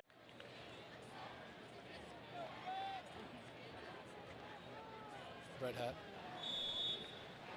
1st and 10 for Western Kentucky. Hilltoppers in front 21-14. A season ago, the third quarter was tough for Western Kentucky as they were outscored by opponents 81-20 a season ago. Here's a handoff to Walker. Walker with a nice move and lunges forward to the 47. And Gage Walker's been a very bright spot tonight for this Hilltopper offense. Slicing and dicing then. It appeared to be a lot of traffic on that side, and he just kind of navigated through it. I would have liked to have been on the campus that day. They said, come on over here, Walker, to the offensive side. Let's see if you can run the football. Yeah, I'd say it's worked out. Yeah. How decisive was Tyson Helton when we talked about him yesterday? He was like, yeah, put him in. Jakari Moses checks in the backfield. He'd redshirted last year due to an injury he suffered back in spring camp. Duncan will throw wide open over the middle. A lot of room for his receiver, Sloan, and Sloan is tackled inside the 35. Nice gain for the Hilltoppers. That's the 3rd catch tonight for Jaquez Sloan. So the man coverage creates that much of a gap. To Graham's point, there's a lot of room on the side of the field. There is, and that's a good call by Tyson Helton, getting the quarterback back in rhythm. Central Arkansas showing blitz. And they go to the double reverse. The quarterback, Duncan, throws a block. And falling backwards all the way, almost back to midfield. That play did not go the way that Coach Helton drew it up. There were 2 defensive backs in the backfield at that point in time, and credit one of them being, trying to check who that, oh, that was Carson Flake, and he was right in that area and busted that one up when the return came in the other direction, and that's a big loss. So far, Central Michigan has been very coached well on these trick plays, man. It looks like they had some spies at practice here this week. And that's kind of interesting to your point because it's the first game of the season, so you don't really know what to expect. It's a loss of 14. Here's a quick toss to his tight end, Simon, his 2nd grab of the night. This will make it 3rd and about 17. Okay, boys. As a coach or ex-quarterback, right now you are 3rd and 17 with a 7-point lead. You do not make a bad play worse. If I'm a play caller, I'm calling draw or screen here. I'm not letting the quarterback throw the ball down the field. I'd let Haggerty put it inside the 10 and see what I can do if that's the case. To your point, middle of the field wide open. You're not kidding. The only guy that's there is the umpire. He'll drop back there. Play clock under 5. That's Moses in the backfield. Duncan beats Moses. Room down the sideline, and Moses tackled at the 15. 2nd time tonight we've seen that work for the Hilltoppers. Well, not only that, but Central Arkansas came with pressure from the outside and really vacated the area where the ball was thrown. Yeah, Stephen Duncan was hot. That's actually just his hot read on that one right there. And they brought one more than Stephen can handle. Threw it to the back and got a huge play out of it. Big mistake by Central Arkansas. Just play coverage there. McClendon checks in the backfield. He does not have a carry so far tonight for the Hilltoppers. Like Duncan checked out of this play at least twice.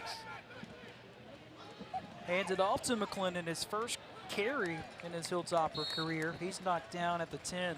Check with me is working right now. They're actually not.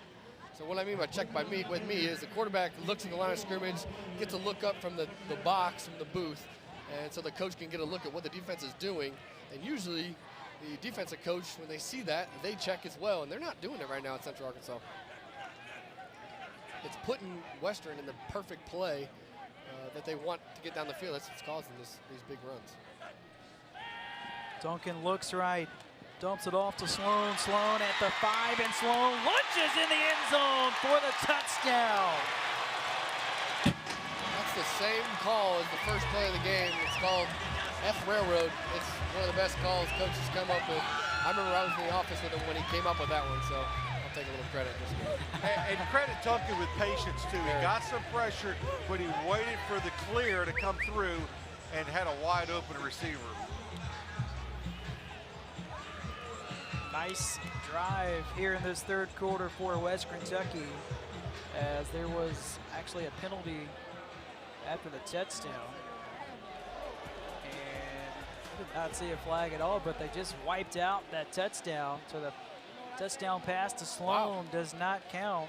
And Coach Helton searching for an explanation as well.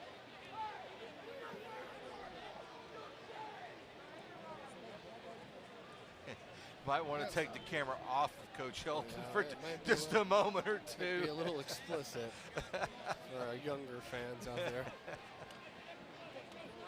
A good call, Graham. I didn't. Me either. Let's take a look. Got a chance here. Let's see what I talked about Duncan. Wait for the clear out. Gets it to the receiver. Great block by the running back outside. Great block. And keep in mind, it's 15 yards down the field, to your point, Brandon. Nice job there. Great job. So after the holding penalty, which was on Josh Samuel, it makes it 2nd and 6 for the Hilltoppers. You go to the short side of the field here with this formation to the left. Yeah, you're one-on-one. He doesn't have any help. Safety's cheating over the middle of the field. They got. Here's the blitz. They run right into it, and streaking in the end zone, untouched, is Gage Walker with a 2nd touchdown of the night. Good call. They brought the blitz from the boundary side, the short side of the field. They ran opposite. Great call by whoever's in the box for Western Kentucky. So they really ran to the strength of the formation because they had 3 wide on that side and ran off tackle. And Walker, pretty good 2 quarters and a half so far tonight for the Hilltoppers. And give the offensive line for Western Kentucky credit. I mean, he's going untouched. 5 yards down the field there. It's a 7-play, 60-yard drive for Western Kentucky that took 3 minutes and 41 seconds. And the Hilltoppers now lead 28-14 over Central Arkansas with 8:54 to play in this third quarter. We'll step aside and be back with more from Houghton Smith. 28-14 our score. West Kentucky leads Central Arkansas in the 2nd meeting ever between these 2 programs. Next victory, by the way, for Central Arkansas will be victory number 100 since the Bears made the jump to Division I in 2006. As Myers brings it in and will take a knee. So 1st and 10 for the 25 coming up here for the Bears. As you get a look at that last touchdown run for Gage Walker, his 2nd touchdown of the night. And he's looked very good tonight. His first game at running back for West Kentucky. He does not look like a DB at all. He looks very comfortable back there, good patience in seeing his blocks, reading his guys, reading his cues. Very, very impressive with Gage Walker. Dare I say Central Arkansas is on the ropes again here, down 2 touchdowns. A little bit more noise and enthusiasm here at the stadium. Big possession here. Big drive. Crossley in the backfield to start this drive, and he gets the handoff, and the Hilltoppers all over it as Crossley is stopped at the line of scrimmage. Hilltoppers have done a really good job of making sure that they're one-dimensional out here. They haven't been able to run the ball at all, and putting a lot of pressure on the quarterback. 17 yards rushing tonight for Central Arkansas. And this is a team a season ago offensively that averaged almost 150. And they return their top 2 rushers from a season ago as well.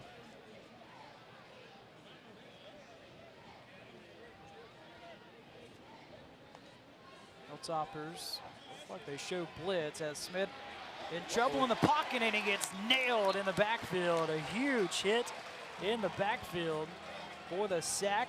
A loss of about 5. Jones in on the sack. It's Jawan Jones, a redshirt junior from Sugar Hill, Georgia.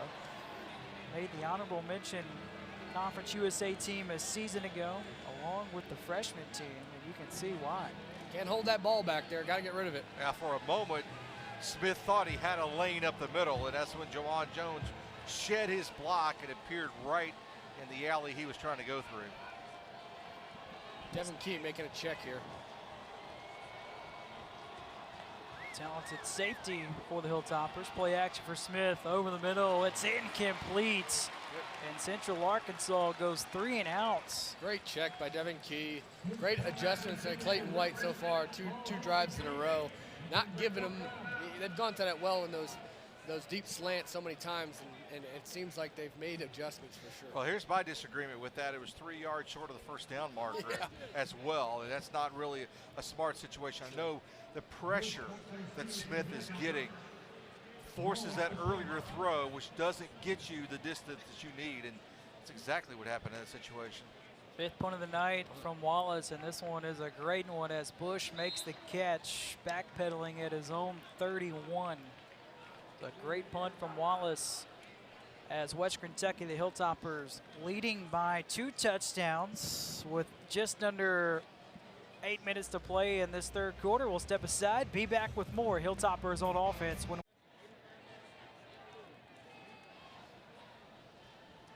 28-14 lead for Western Kentucky. Hilltoppers have 1st and 10 from their own 30 to start this drive. Look for a shot here.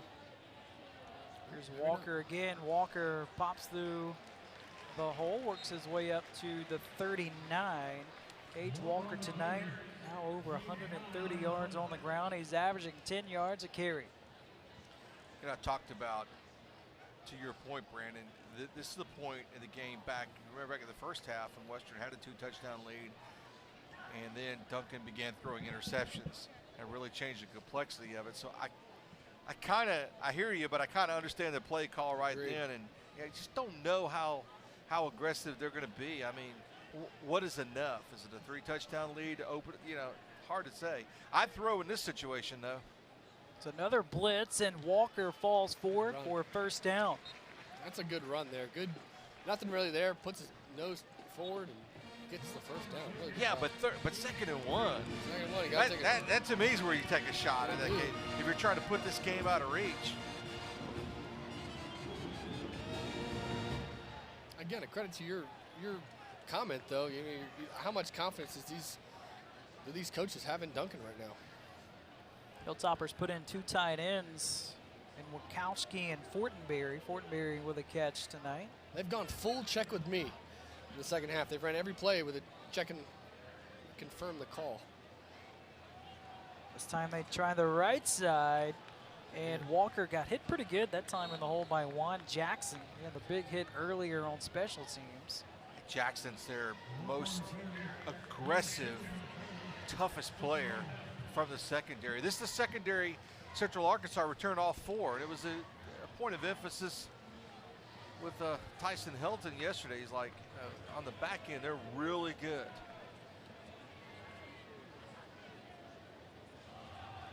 Back on the ground to Walker. Walker works his way close to midfield. Now, to Brandon's point, you're going to have a 3rd and medium coming up here, maybe even a 3rd and short, depending upon the mark. But defensively, you were talking about Central Arkansas earlier about just kind of plain vanilla generic.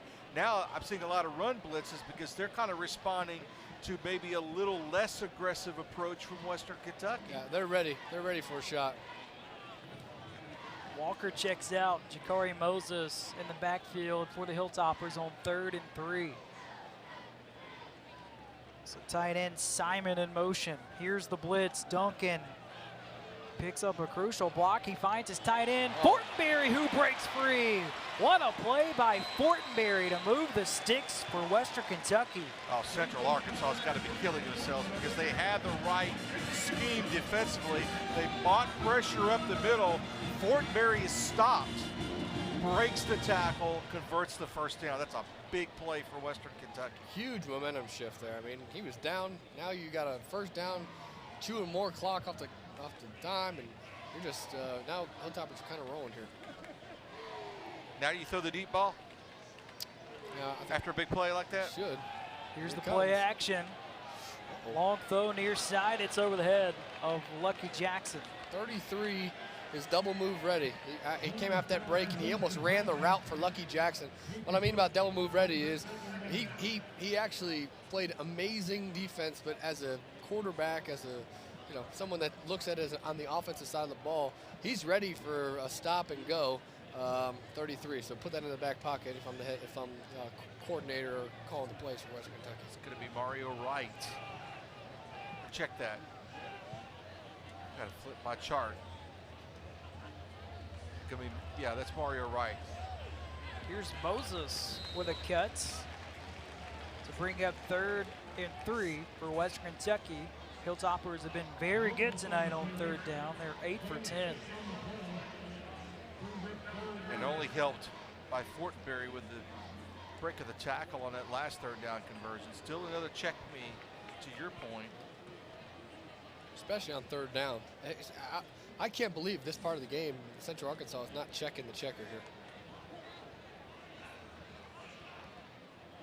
here. 3rd and 4 for Western Kentucky. Quarterback run for Duncan. Last time he did it, he scored on a touchdown from 3 yards out. This time he stopped 2 yards short of the line of gain.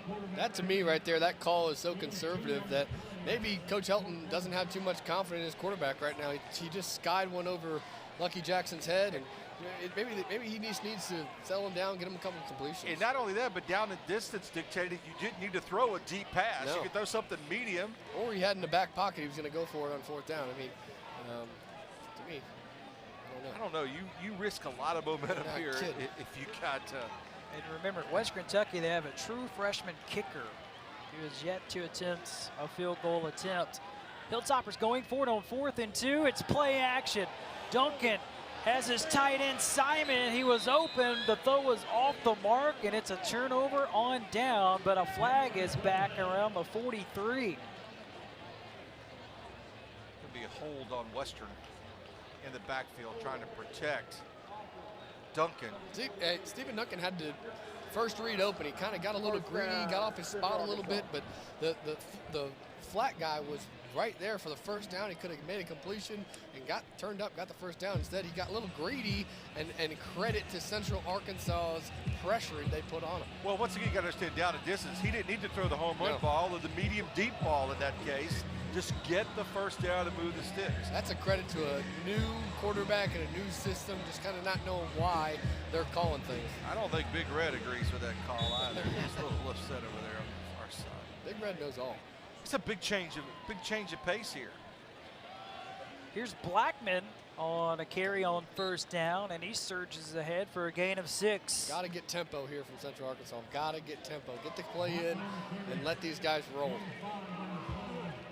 I almost regret using this analogy, but you just kind of feel like Western Kentucky's just letting Central Arkansas just hang around. They're keeping them in the game, and it's just been a credit of execution and just bad plays. Time for Malone or Darvin to rise up defensively for Western Kentucky would be my call in this case. Here's Blackman. Blackman works his way to the 45. This will depend on the spot. It's awfully close to the 1st down marker. So we'll call it 3rd and inches for the Bears, who go tempo. Quick snap back to Blackman. He has the 1st down for Central Arkansas. Tempo. I think alignment defensively did for Western Kentucky. They ran to really the weak side. There was not a down lineman on the right side of the offensive formation for Central Arkansas in that case. And that was pretty easy. And you just kind of flip it. You just take a look. Western defense is loaded to the bottom of your screen in that. And that's something Western just wasn't able to do a few moments ago. Just convert on that 3rd and 2, 3rd and 1. Smith with time. He's got his running back Blackman wide open with a lot of real estate. Blackman down the sideline, knocked out of bounds inside the 25. Big time play by Braylon Smith, waiting for that receiver to clear out.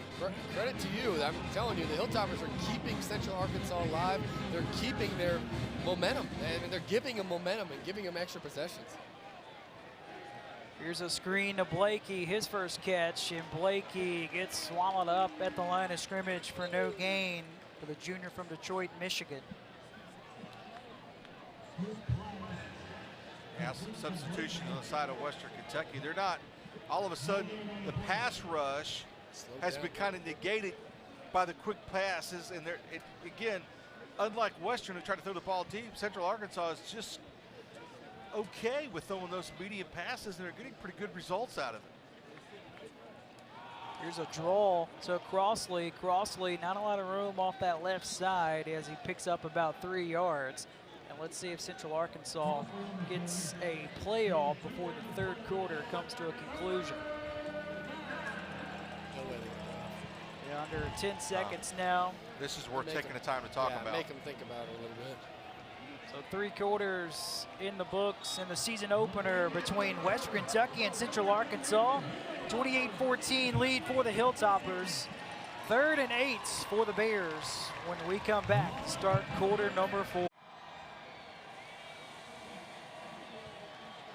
3rd and 8 for Central Arkansas as we start the 4th quarter. Smith floats one in the end zone, 1-on-1, and it is caught as he inbounds. It's a touchdown for Central Arkansas. Wow, what a throw, but what a catch by Winningham.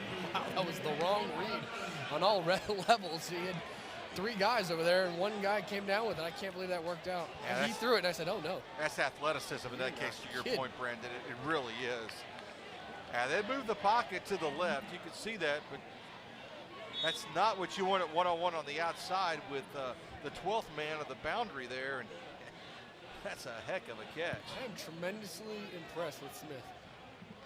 Lawan Winningham, he only had 158 yards receiving all of last year. First game of the season, 107 and 2 touchdowns. It's been remarkable.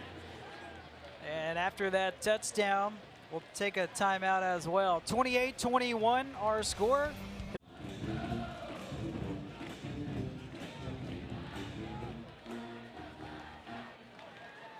.55, 4th quarter, 28-21 lead for West Kentucky. But how about that drive from Central Arkansas? 7 plays, 64 yards. An impressive 20-yard touchdown pass. Smith to Winningham on 3rd down, as Garland LaFrance will bring this one out from the goal line, and LaFrance knocked off his feet around the 17. Another sudden change resulting into points. Went for it on 4th down, didn't convert, and it turned into points. This is a great throw for all you young quarterbacks looking. This is a great throw by the quarterback here. Smith is really impressive. Oh, little push off there to get a little position. Hey. Doesn't look rusty at all either. No. Remember, he got hurt 4th game of the season last year against Sam Houston State. I'm kind of into what do you do now if you're Western Kentucky mode? I'd ask that question. Open it back They'll up. open it up for Duncan, and it's almost intercepted, caught off the deflection. Here's the tight end, Simon, tripped up in Central Arkansas territory down around the 40. Woo. Threading the needle 101. That's how you draw it up, fellas. Well, I'll tell you what, we had the interception earlier in the game, and 2 in the first half by Central Arkansas, but they're going to be seeing this one all the way back to Conway, because right there, wow, what a fortunate bounce for Western Kentucky. Someone's living right. Coach Elton calls a timeout. That's his first. Western Kentucky will have 2 remaining. So that stops the clock with 14-19 remaining in this 4th quarter. Hilltoppers leading by a touchdown. But man, talk about a game of inches. Yeah, almost interception number 3 results in a huge 1st down for the Hilltoppers. We'll take a timeout. 1st and 10 for West Kentucky when we return.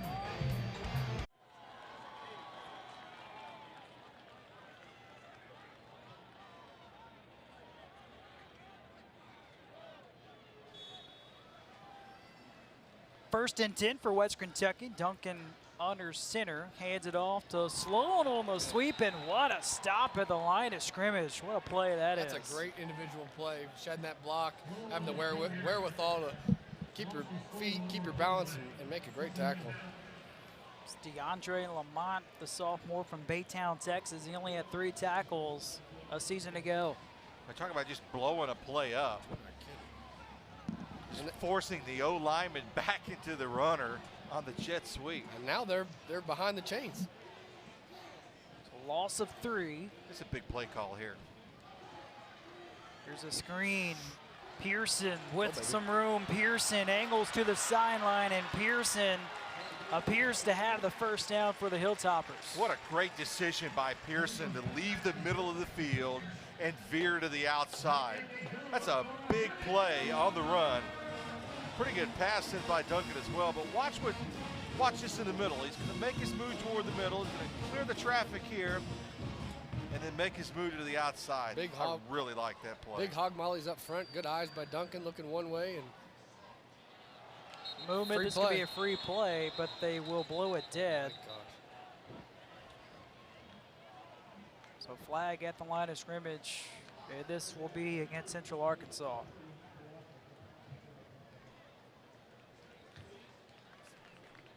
Kind of odd to see that. Defense, number 96. That'll be a 5-yard penalty. This is the first penalty against Central Arkansas since the first quarter. And I was going to make the comment, this late of the game, you don't see that much of a change in your snap cadence.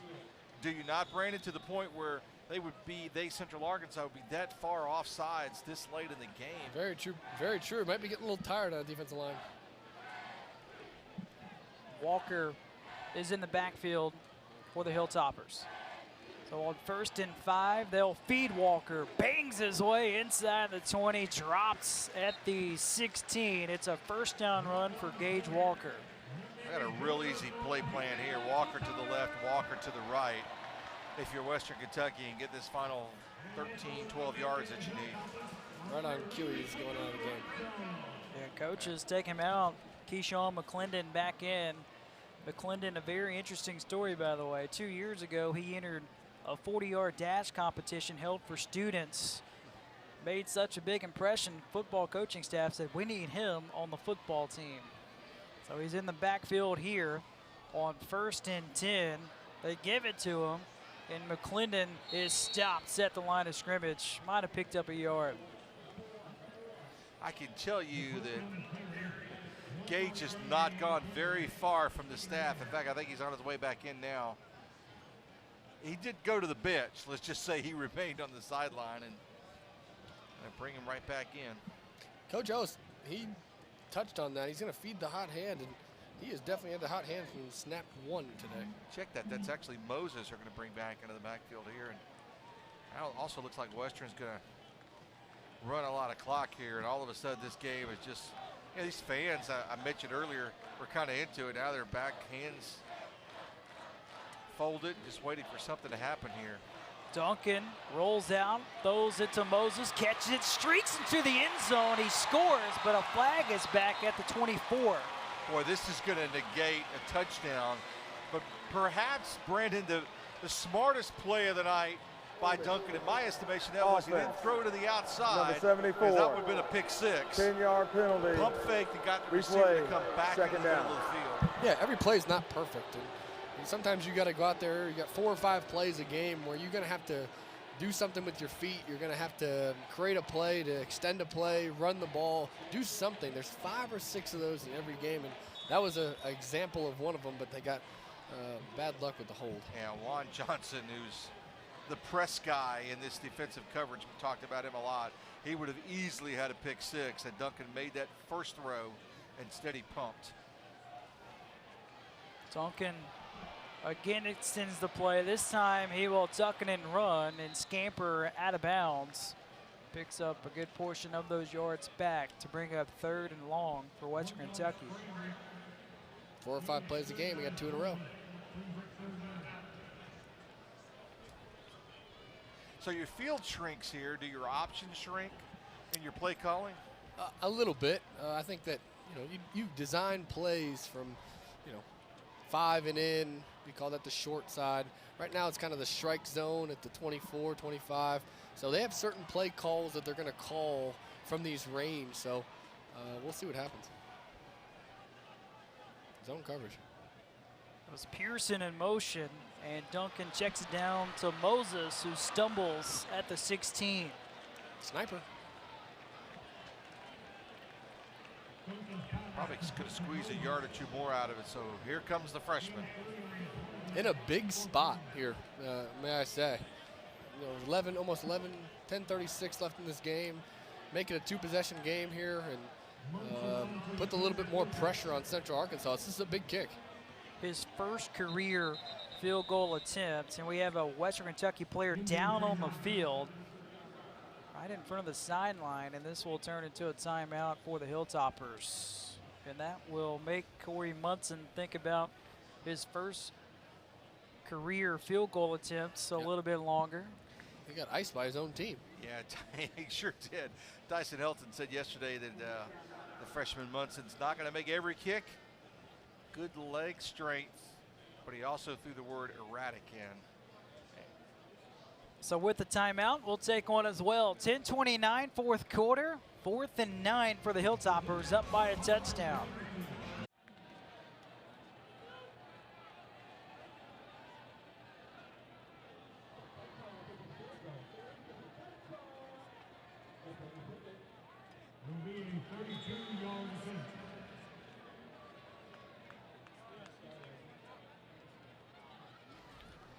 True freshman Corey Munson on to attempt a 32-yard field goal attempt. The punter Haggerty is the holder in his first career attempts. It is no good. So Central Arkansas dodges a bullet, only down by a touchdown with tons of time left in this fourth quarter. No doubt it had plenty leg. And to your point, I think you used the term bazooka. He's got that for a leg, but again, the erratic word that Tyson Helton used yesterday falls in that.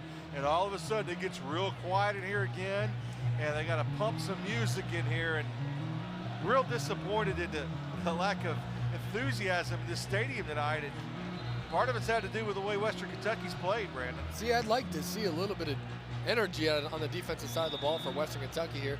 A leader needs to step up and tell everybody we're okay. Well, we're one play away from winning this game. Yeah, it might be number 10. Keep an eye on that. Yeah, you're not kidding. You just saw defensive coordinator Clayton White in his 3rd season as a defensive coordinator.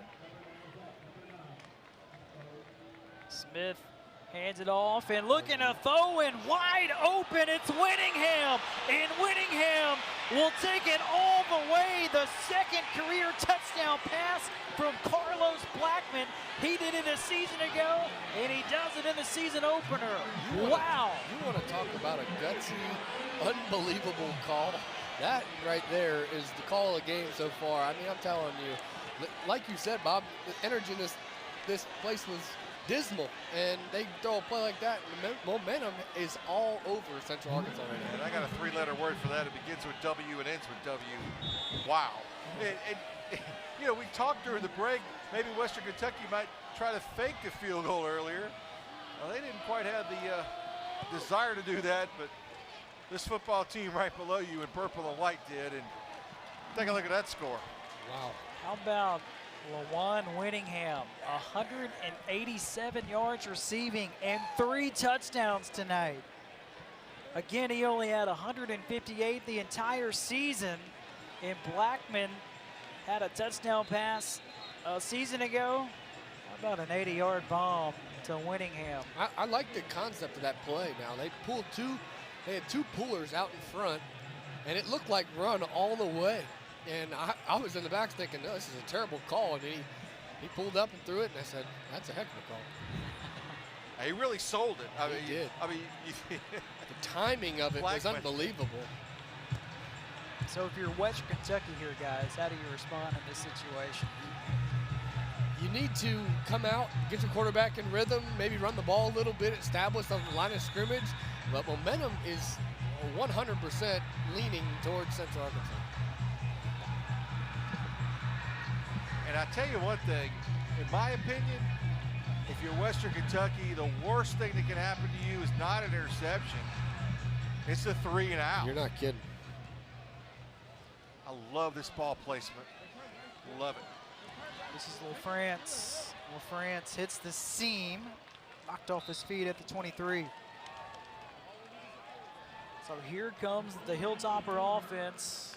Over 400 yards of total offense. 1st and 10 from their own 23. Duncan tonight, 18 out of 26, 238 yards, a touchdown and 2 interceptions. They need a spark. They need somebody to step up, a leader to step up and say everything's okay and let's play this one play at a time. I think that's key. We gotta. How can we make this first play, 1st and 10? How can we make this the best play possible?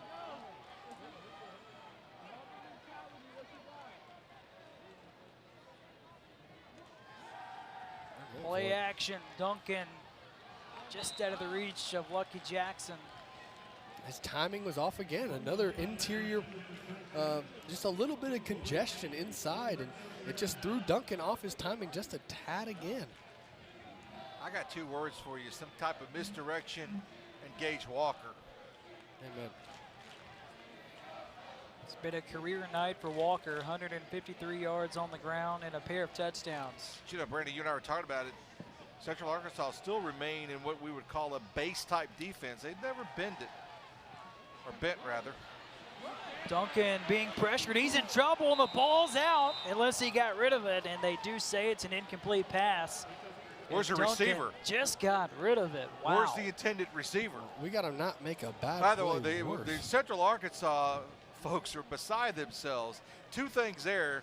I would be checking if I were the replay folks to see if that was an incomplete forward pass, and where is the receiver in that situation? No grounding call. Very surprising in both of those instances in that situation. It's tightening up here. You can feel the pressure on the Western Kentucky side. Empty set, 5 wide for Duncan.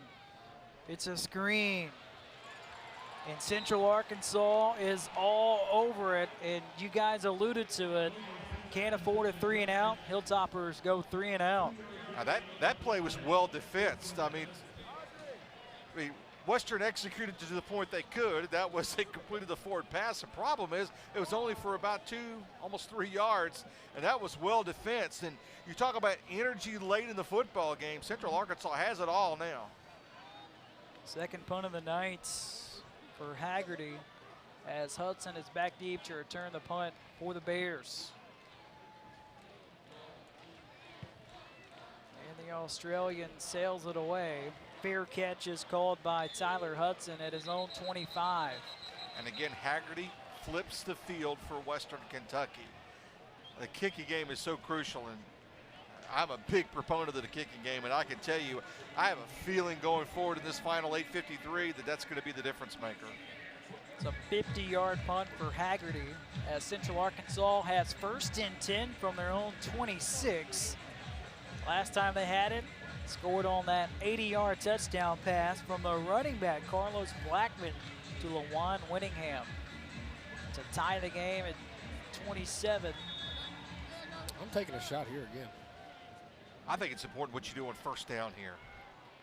Smith looked like he thought about taking a shot. Instead, checks down and a lot of room on the near side, streaking down the sideline. This is the running back here, Crossley, in Hilltopper territory.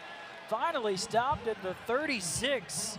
How open was Crossley? Brandon, help me. Is it play calling or is it execution? What's happening here that's giving them such success? It's a little bit of both. I mean, I'm telling you, this quarterback is making plays when plays are not there, and here we go again. He takes a shot, the 4th touchdowner as he tackled just shy. Wow, Winningham stopped at the goal line, inches away from his 4th touchdown. Oh, Winningham's having a career half here tonight against Western Kentucky. He's now over 200 yards receiving. That's execution with the throw by Smith in that case. 1st and goal, handoff. Crossley lowers the head and he stops shorts. 2nd and goal coming up for Central Arkansas. You run wide here, Brandon? You got to run wide.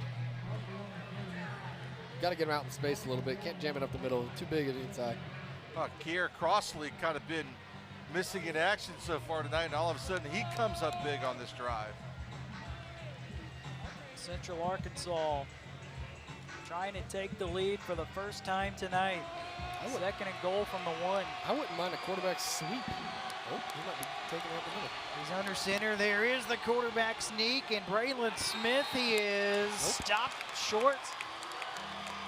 Well, the Hilltopper defense again comes up with a crucial stop to bring up 3rd and goal from the 1. Do it again, it would be my philosophy here. Yeah. I mean, how much closer can you get? Huge play. And do it again on 4th down if you need to. Amen. Bears make a change. Crossley out. Carlos Blackman now in at the running back position as you look at the quarterback sneak for Smith. They got a little personnel issue to Central Arkansas right now. Let's see if they're going to stick with it. Under 10 on the play clock. And they didn't call a timeout here. They didn't call a timeout here. And Nathan Brown will indeed call a timeout. With under 7 minutes left in the game, it's 3rd and goal from the 1. We're going to keep it here.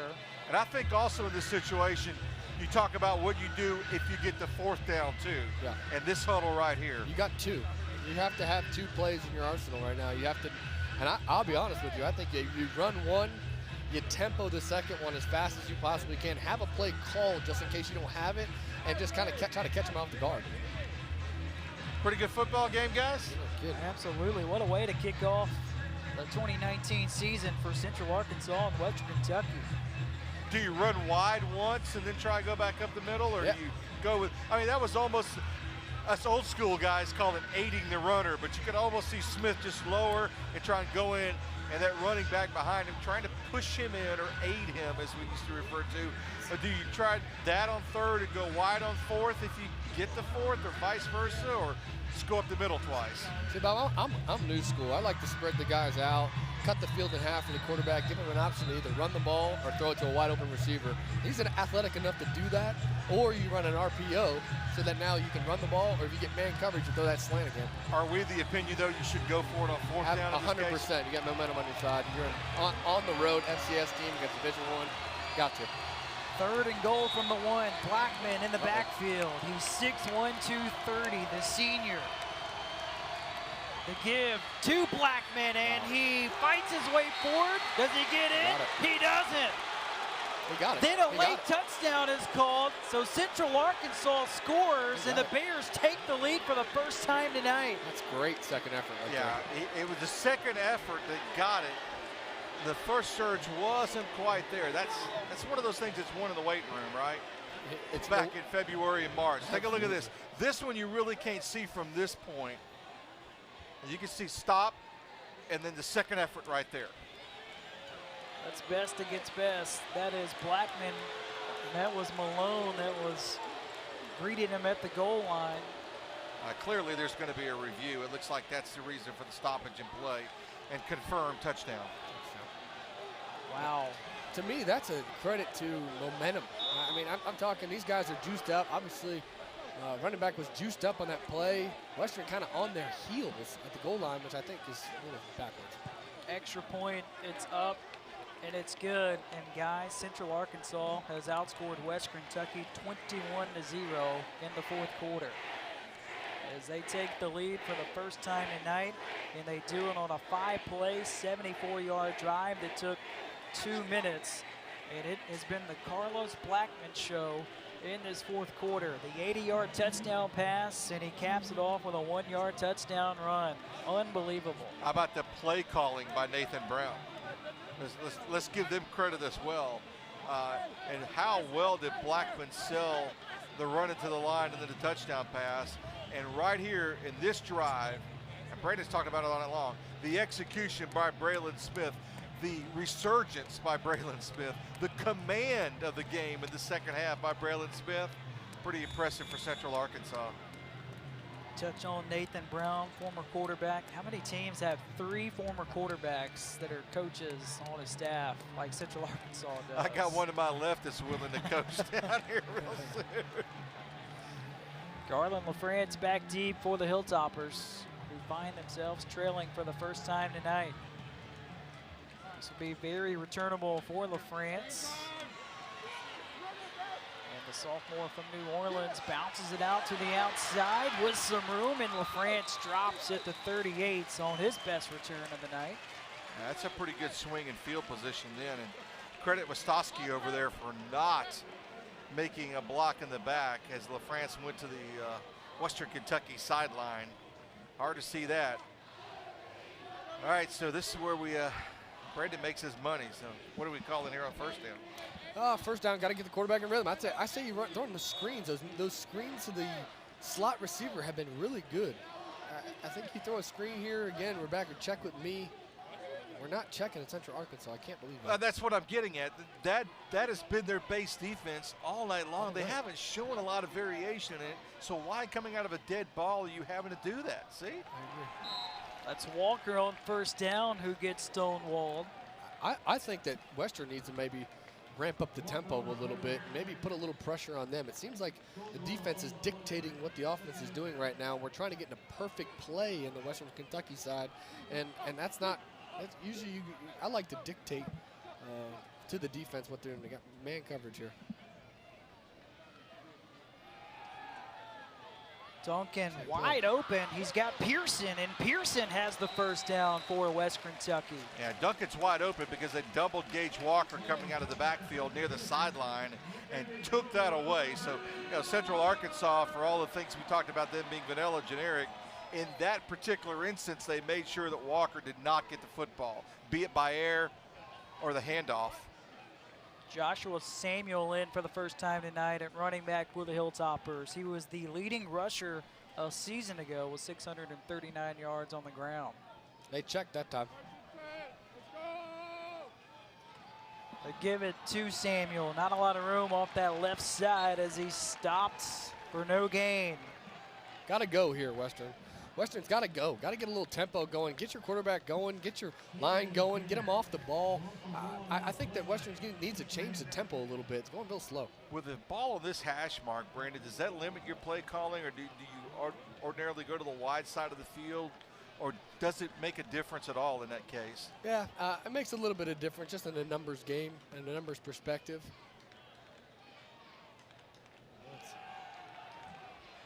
Clean pocket. Shallow cross. Central Arkansas is all over it, and only a gain of about 2. Another reception for Pearson. 3rd and 8 on the way for the Hilltoppers. It's a big 3rd and 8. Put this on top of the list. Dare we say, that list just keeps moving, right? It's like a revolving door. Yeah, this may be the football game if you're Western Kentucky, frankly, because Central Arkansas could kind of reverse their offensive philosophy and sit on the football. Been able to get pretty good gaps and run it well when they want it to.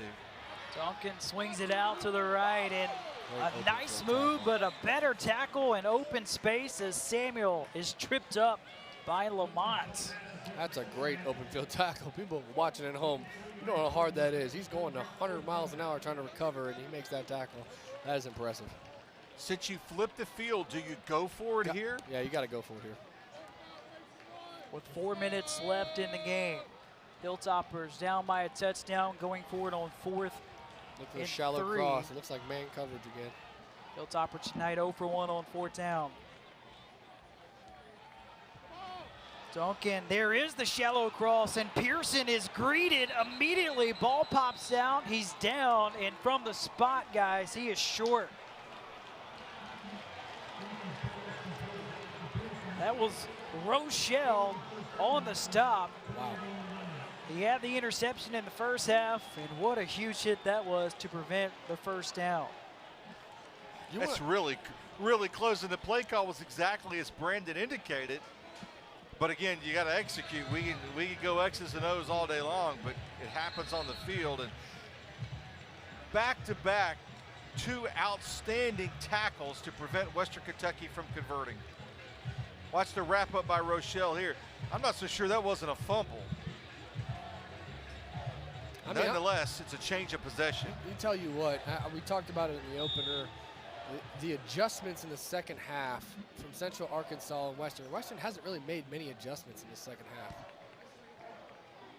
Play action for Smith. He wants to take a shot, and he will, and it's incomplete. A flag is back at the line of scrimmage. So let's look at this change of philosophy while we wait this time out, this penalty rather.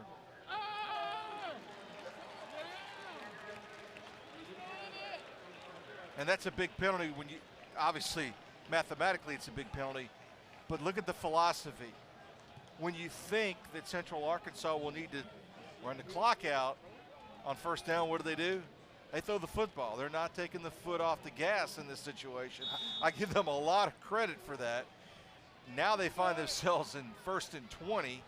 That's not the most enviable of positions, but it still allows them to run some clock.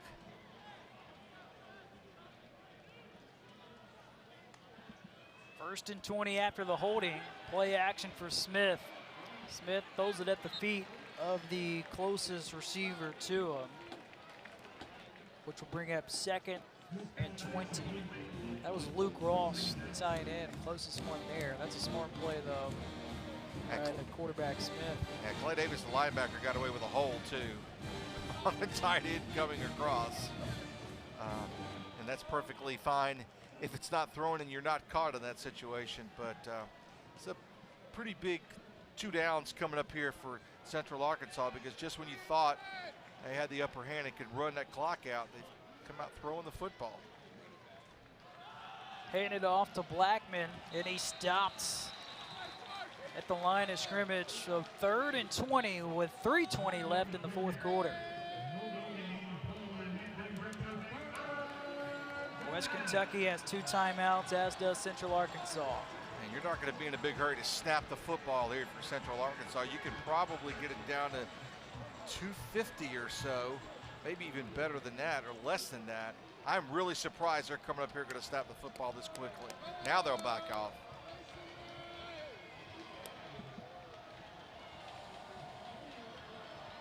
My guess this is a run. Keep the clock running. Or not. And they flip it to Blackman. Blackman is stopped at the 41. So 2:42 left. Timeout taken by Western Kentucky. Hilltoppers have 1 timeout left. We're going to keep it here. So Central Arkansas holding on to a 35-28 lead. Hilltoppers defense does their job to force the stop. Plenty of time for the Western Kentucky offense here at 2:42.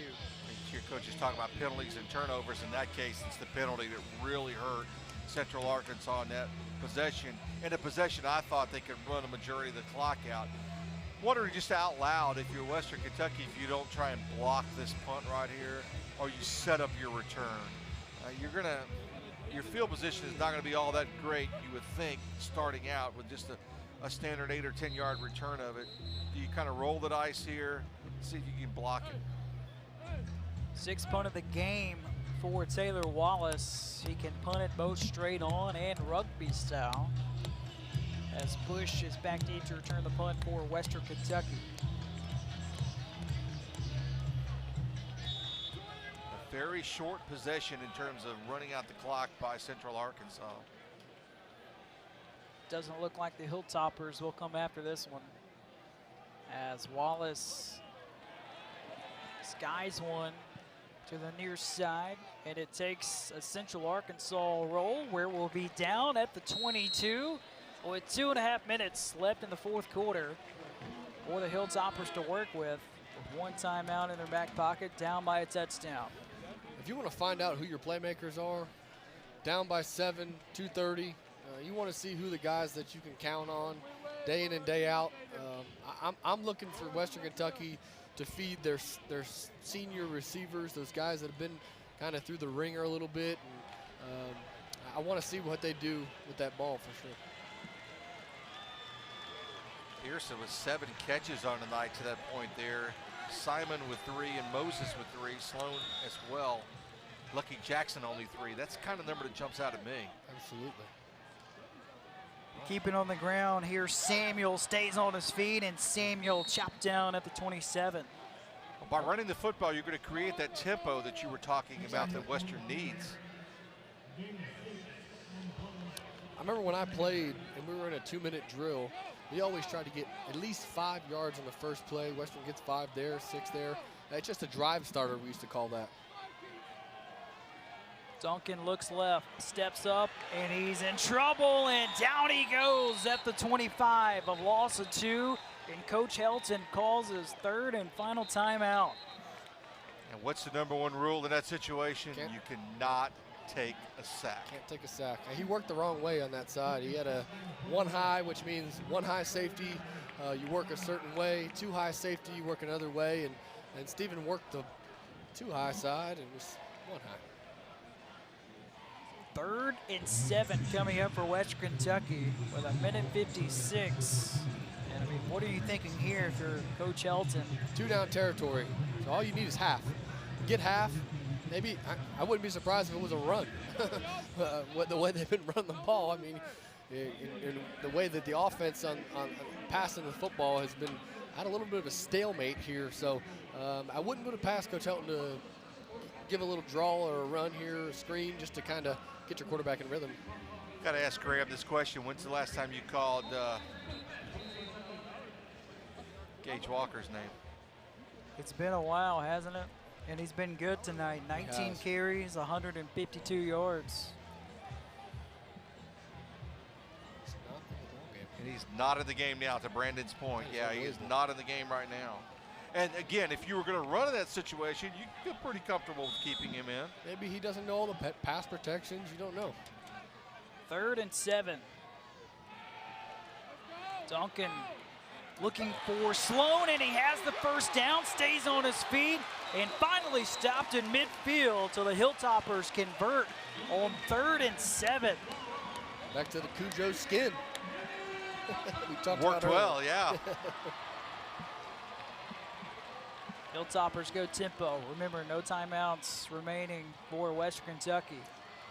Duncan, he's got Sloan again, and Sloan, another first down reception inside the 40-yard line. Sloan over 70 yards receiving tonight. Duncan's got his feet underneath him. He makes accurate throws. 1:25, clock is rolling, 1st and 10. Duncan gets rid of it quickly. Dangerous though, and it's broken up. Rochelle in on the coverage.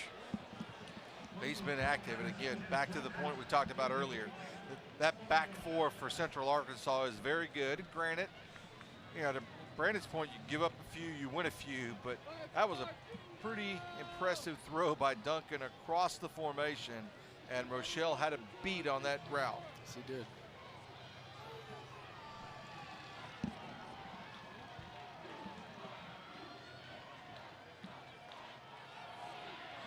On 2nd and 10, near side, this is Samuel, the running back, and he's chopped down. Great tackle to keep him more from going out importantly, of bounds. Exactly. That's huge to keep him in bounds in that situation. It's Trey Mosley, the transfer from Nebraska, with a nice play in space. 3rd and 5, Duncan on the rollout. Duncan We got a miscommunication running here. out of room, throws it up for grabs, and it's off the fingertips of Mosley. And this forces 4th and 5 for the Hilltoppers with 51 seconds left in the game. One of the Hilltopper receivers didn't get the signal or something. He ran the wrong route. They had two guys in the same spot. Maybe that's why they don't go tempo. And they rolled the pocket to the right. Trying to cut the field down in half for him. In support of Duncan there on the rollout. So it comes down to this, gentlemen. Big play. Hilltoppers 0 for 2 tonight on 4th down, and they have to think about it a little bit more. Timeout taken on the field by Central Arkansas. Bears have 1 left. So Nathan Brown wants to be sure his defense is on the same page, but Coach Helton, as you see, talking with his quarterback, Duncan, they're trying to figure out what they want to do on 4th and 5 with the game on the line. To me, I think you got to roll the pocket with Duncan one way, put your foot in the dirt, and throw it the opposite way. I think that Central Arkansas is really aggressive. Duncan's been kind of staring at his receivers here in the second half, just kind of laser focused on a guy. So I think that Central Arkansas sees that, and it's enabling them to be a little bit more aggressive. So if you roll the pocket one way, get a full flow of the field one way, and put your foot in the dirt and throw it the opposite way, I think it gives you the best chance. I like that from the perspective. It may be the only way to beat this outstanding back four of Central Arkansas is to give them some type of misdirection. Exactly. It's like a misdirection pass play. You can see all those misdirection run plays, but I like a misdirection pass play every once in a while. Get the guys wide open. And Juan Jackson and Rochelle, how many times has Graham called their names tonight? 4th and 5, game on the line for the Hilltoppers. That's Samuel in the backfield. Zone coverage. Duncan, pocket holds up over the middle, and it is dropped by Lucky Jackson. It's incomplete. Turnover on downs, and Central Arkansas is 46 seconds away from a huge win to kick off the 2019 football season. So all week long, no matter the source, everybody's talking about where's the first FCS of FBS upset going to happen. Haven't looked at a lot of scores from around the nation. This might be the first one in the United States tonight. I give credit to Central Arkansas. Their coaching staff had these guys ready to play. They believed that they could win in the second half. They just honestly out-executed the Hilltoppers. And a credit to the quarterback and everybody on that offensive side of the ball. Look at the excitement on the sideline for Central Arkansas. Victory formation for the Bears as Smith takes the knee. And with this victory, this is win number 100 for Central Arkansas since they made the jump to Division I in 2006. Since that time period, Central Arkansas is 154. This is victory number 4 all-time against a Conference USA opponent. What a performance on the road for Central Arkansas as Nathan Brown and company are fired up as Central Arkansas will win the season opener 35-28 over Western Kentucky. Final thoughts? A shocker. It really was. And I think Western Kentucky has a quarterback problem. I think it's going to be very important for Tyson Helton to do some introspection next week. And it doesn't get any easier for them because they've got to go on the road to Nashville next week. Yeah, I think give credit to Central Arkansas. They out-executed the Hilltoppers. They outplayed the Hilltoppers. They had a lot more energy coming out of the second half. And I think that in this loss, all these coaches talk about your improvement from game 1 to game 2. Well, the Hilltoppers got a lot to improve on. So for Bob Belvin and Brandon Dowdy, I'm Graham Doty saying so long from Bowling Green, Kentucky, where the final score, Central Arkansas 35, Western Kentucky 28. All games airing on the ESPN network, streaming live and archived on the ESPN app. This has been a presentation of ESPN.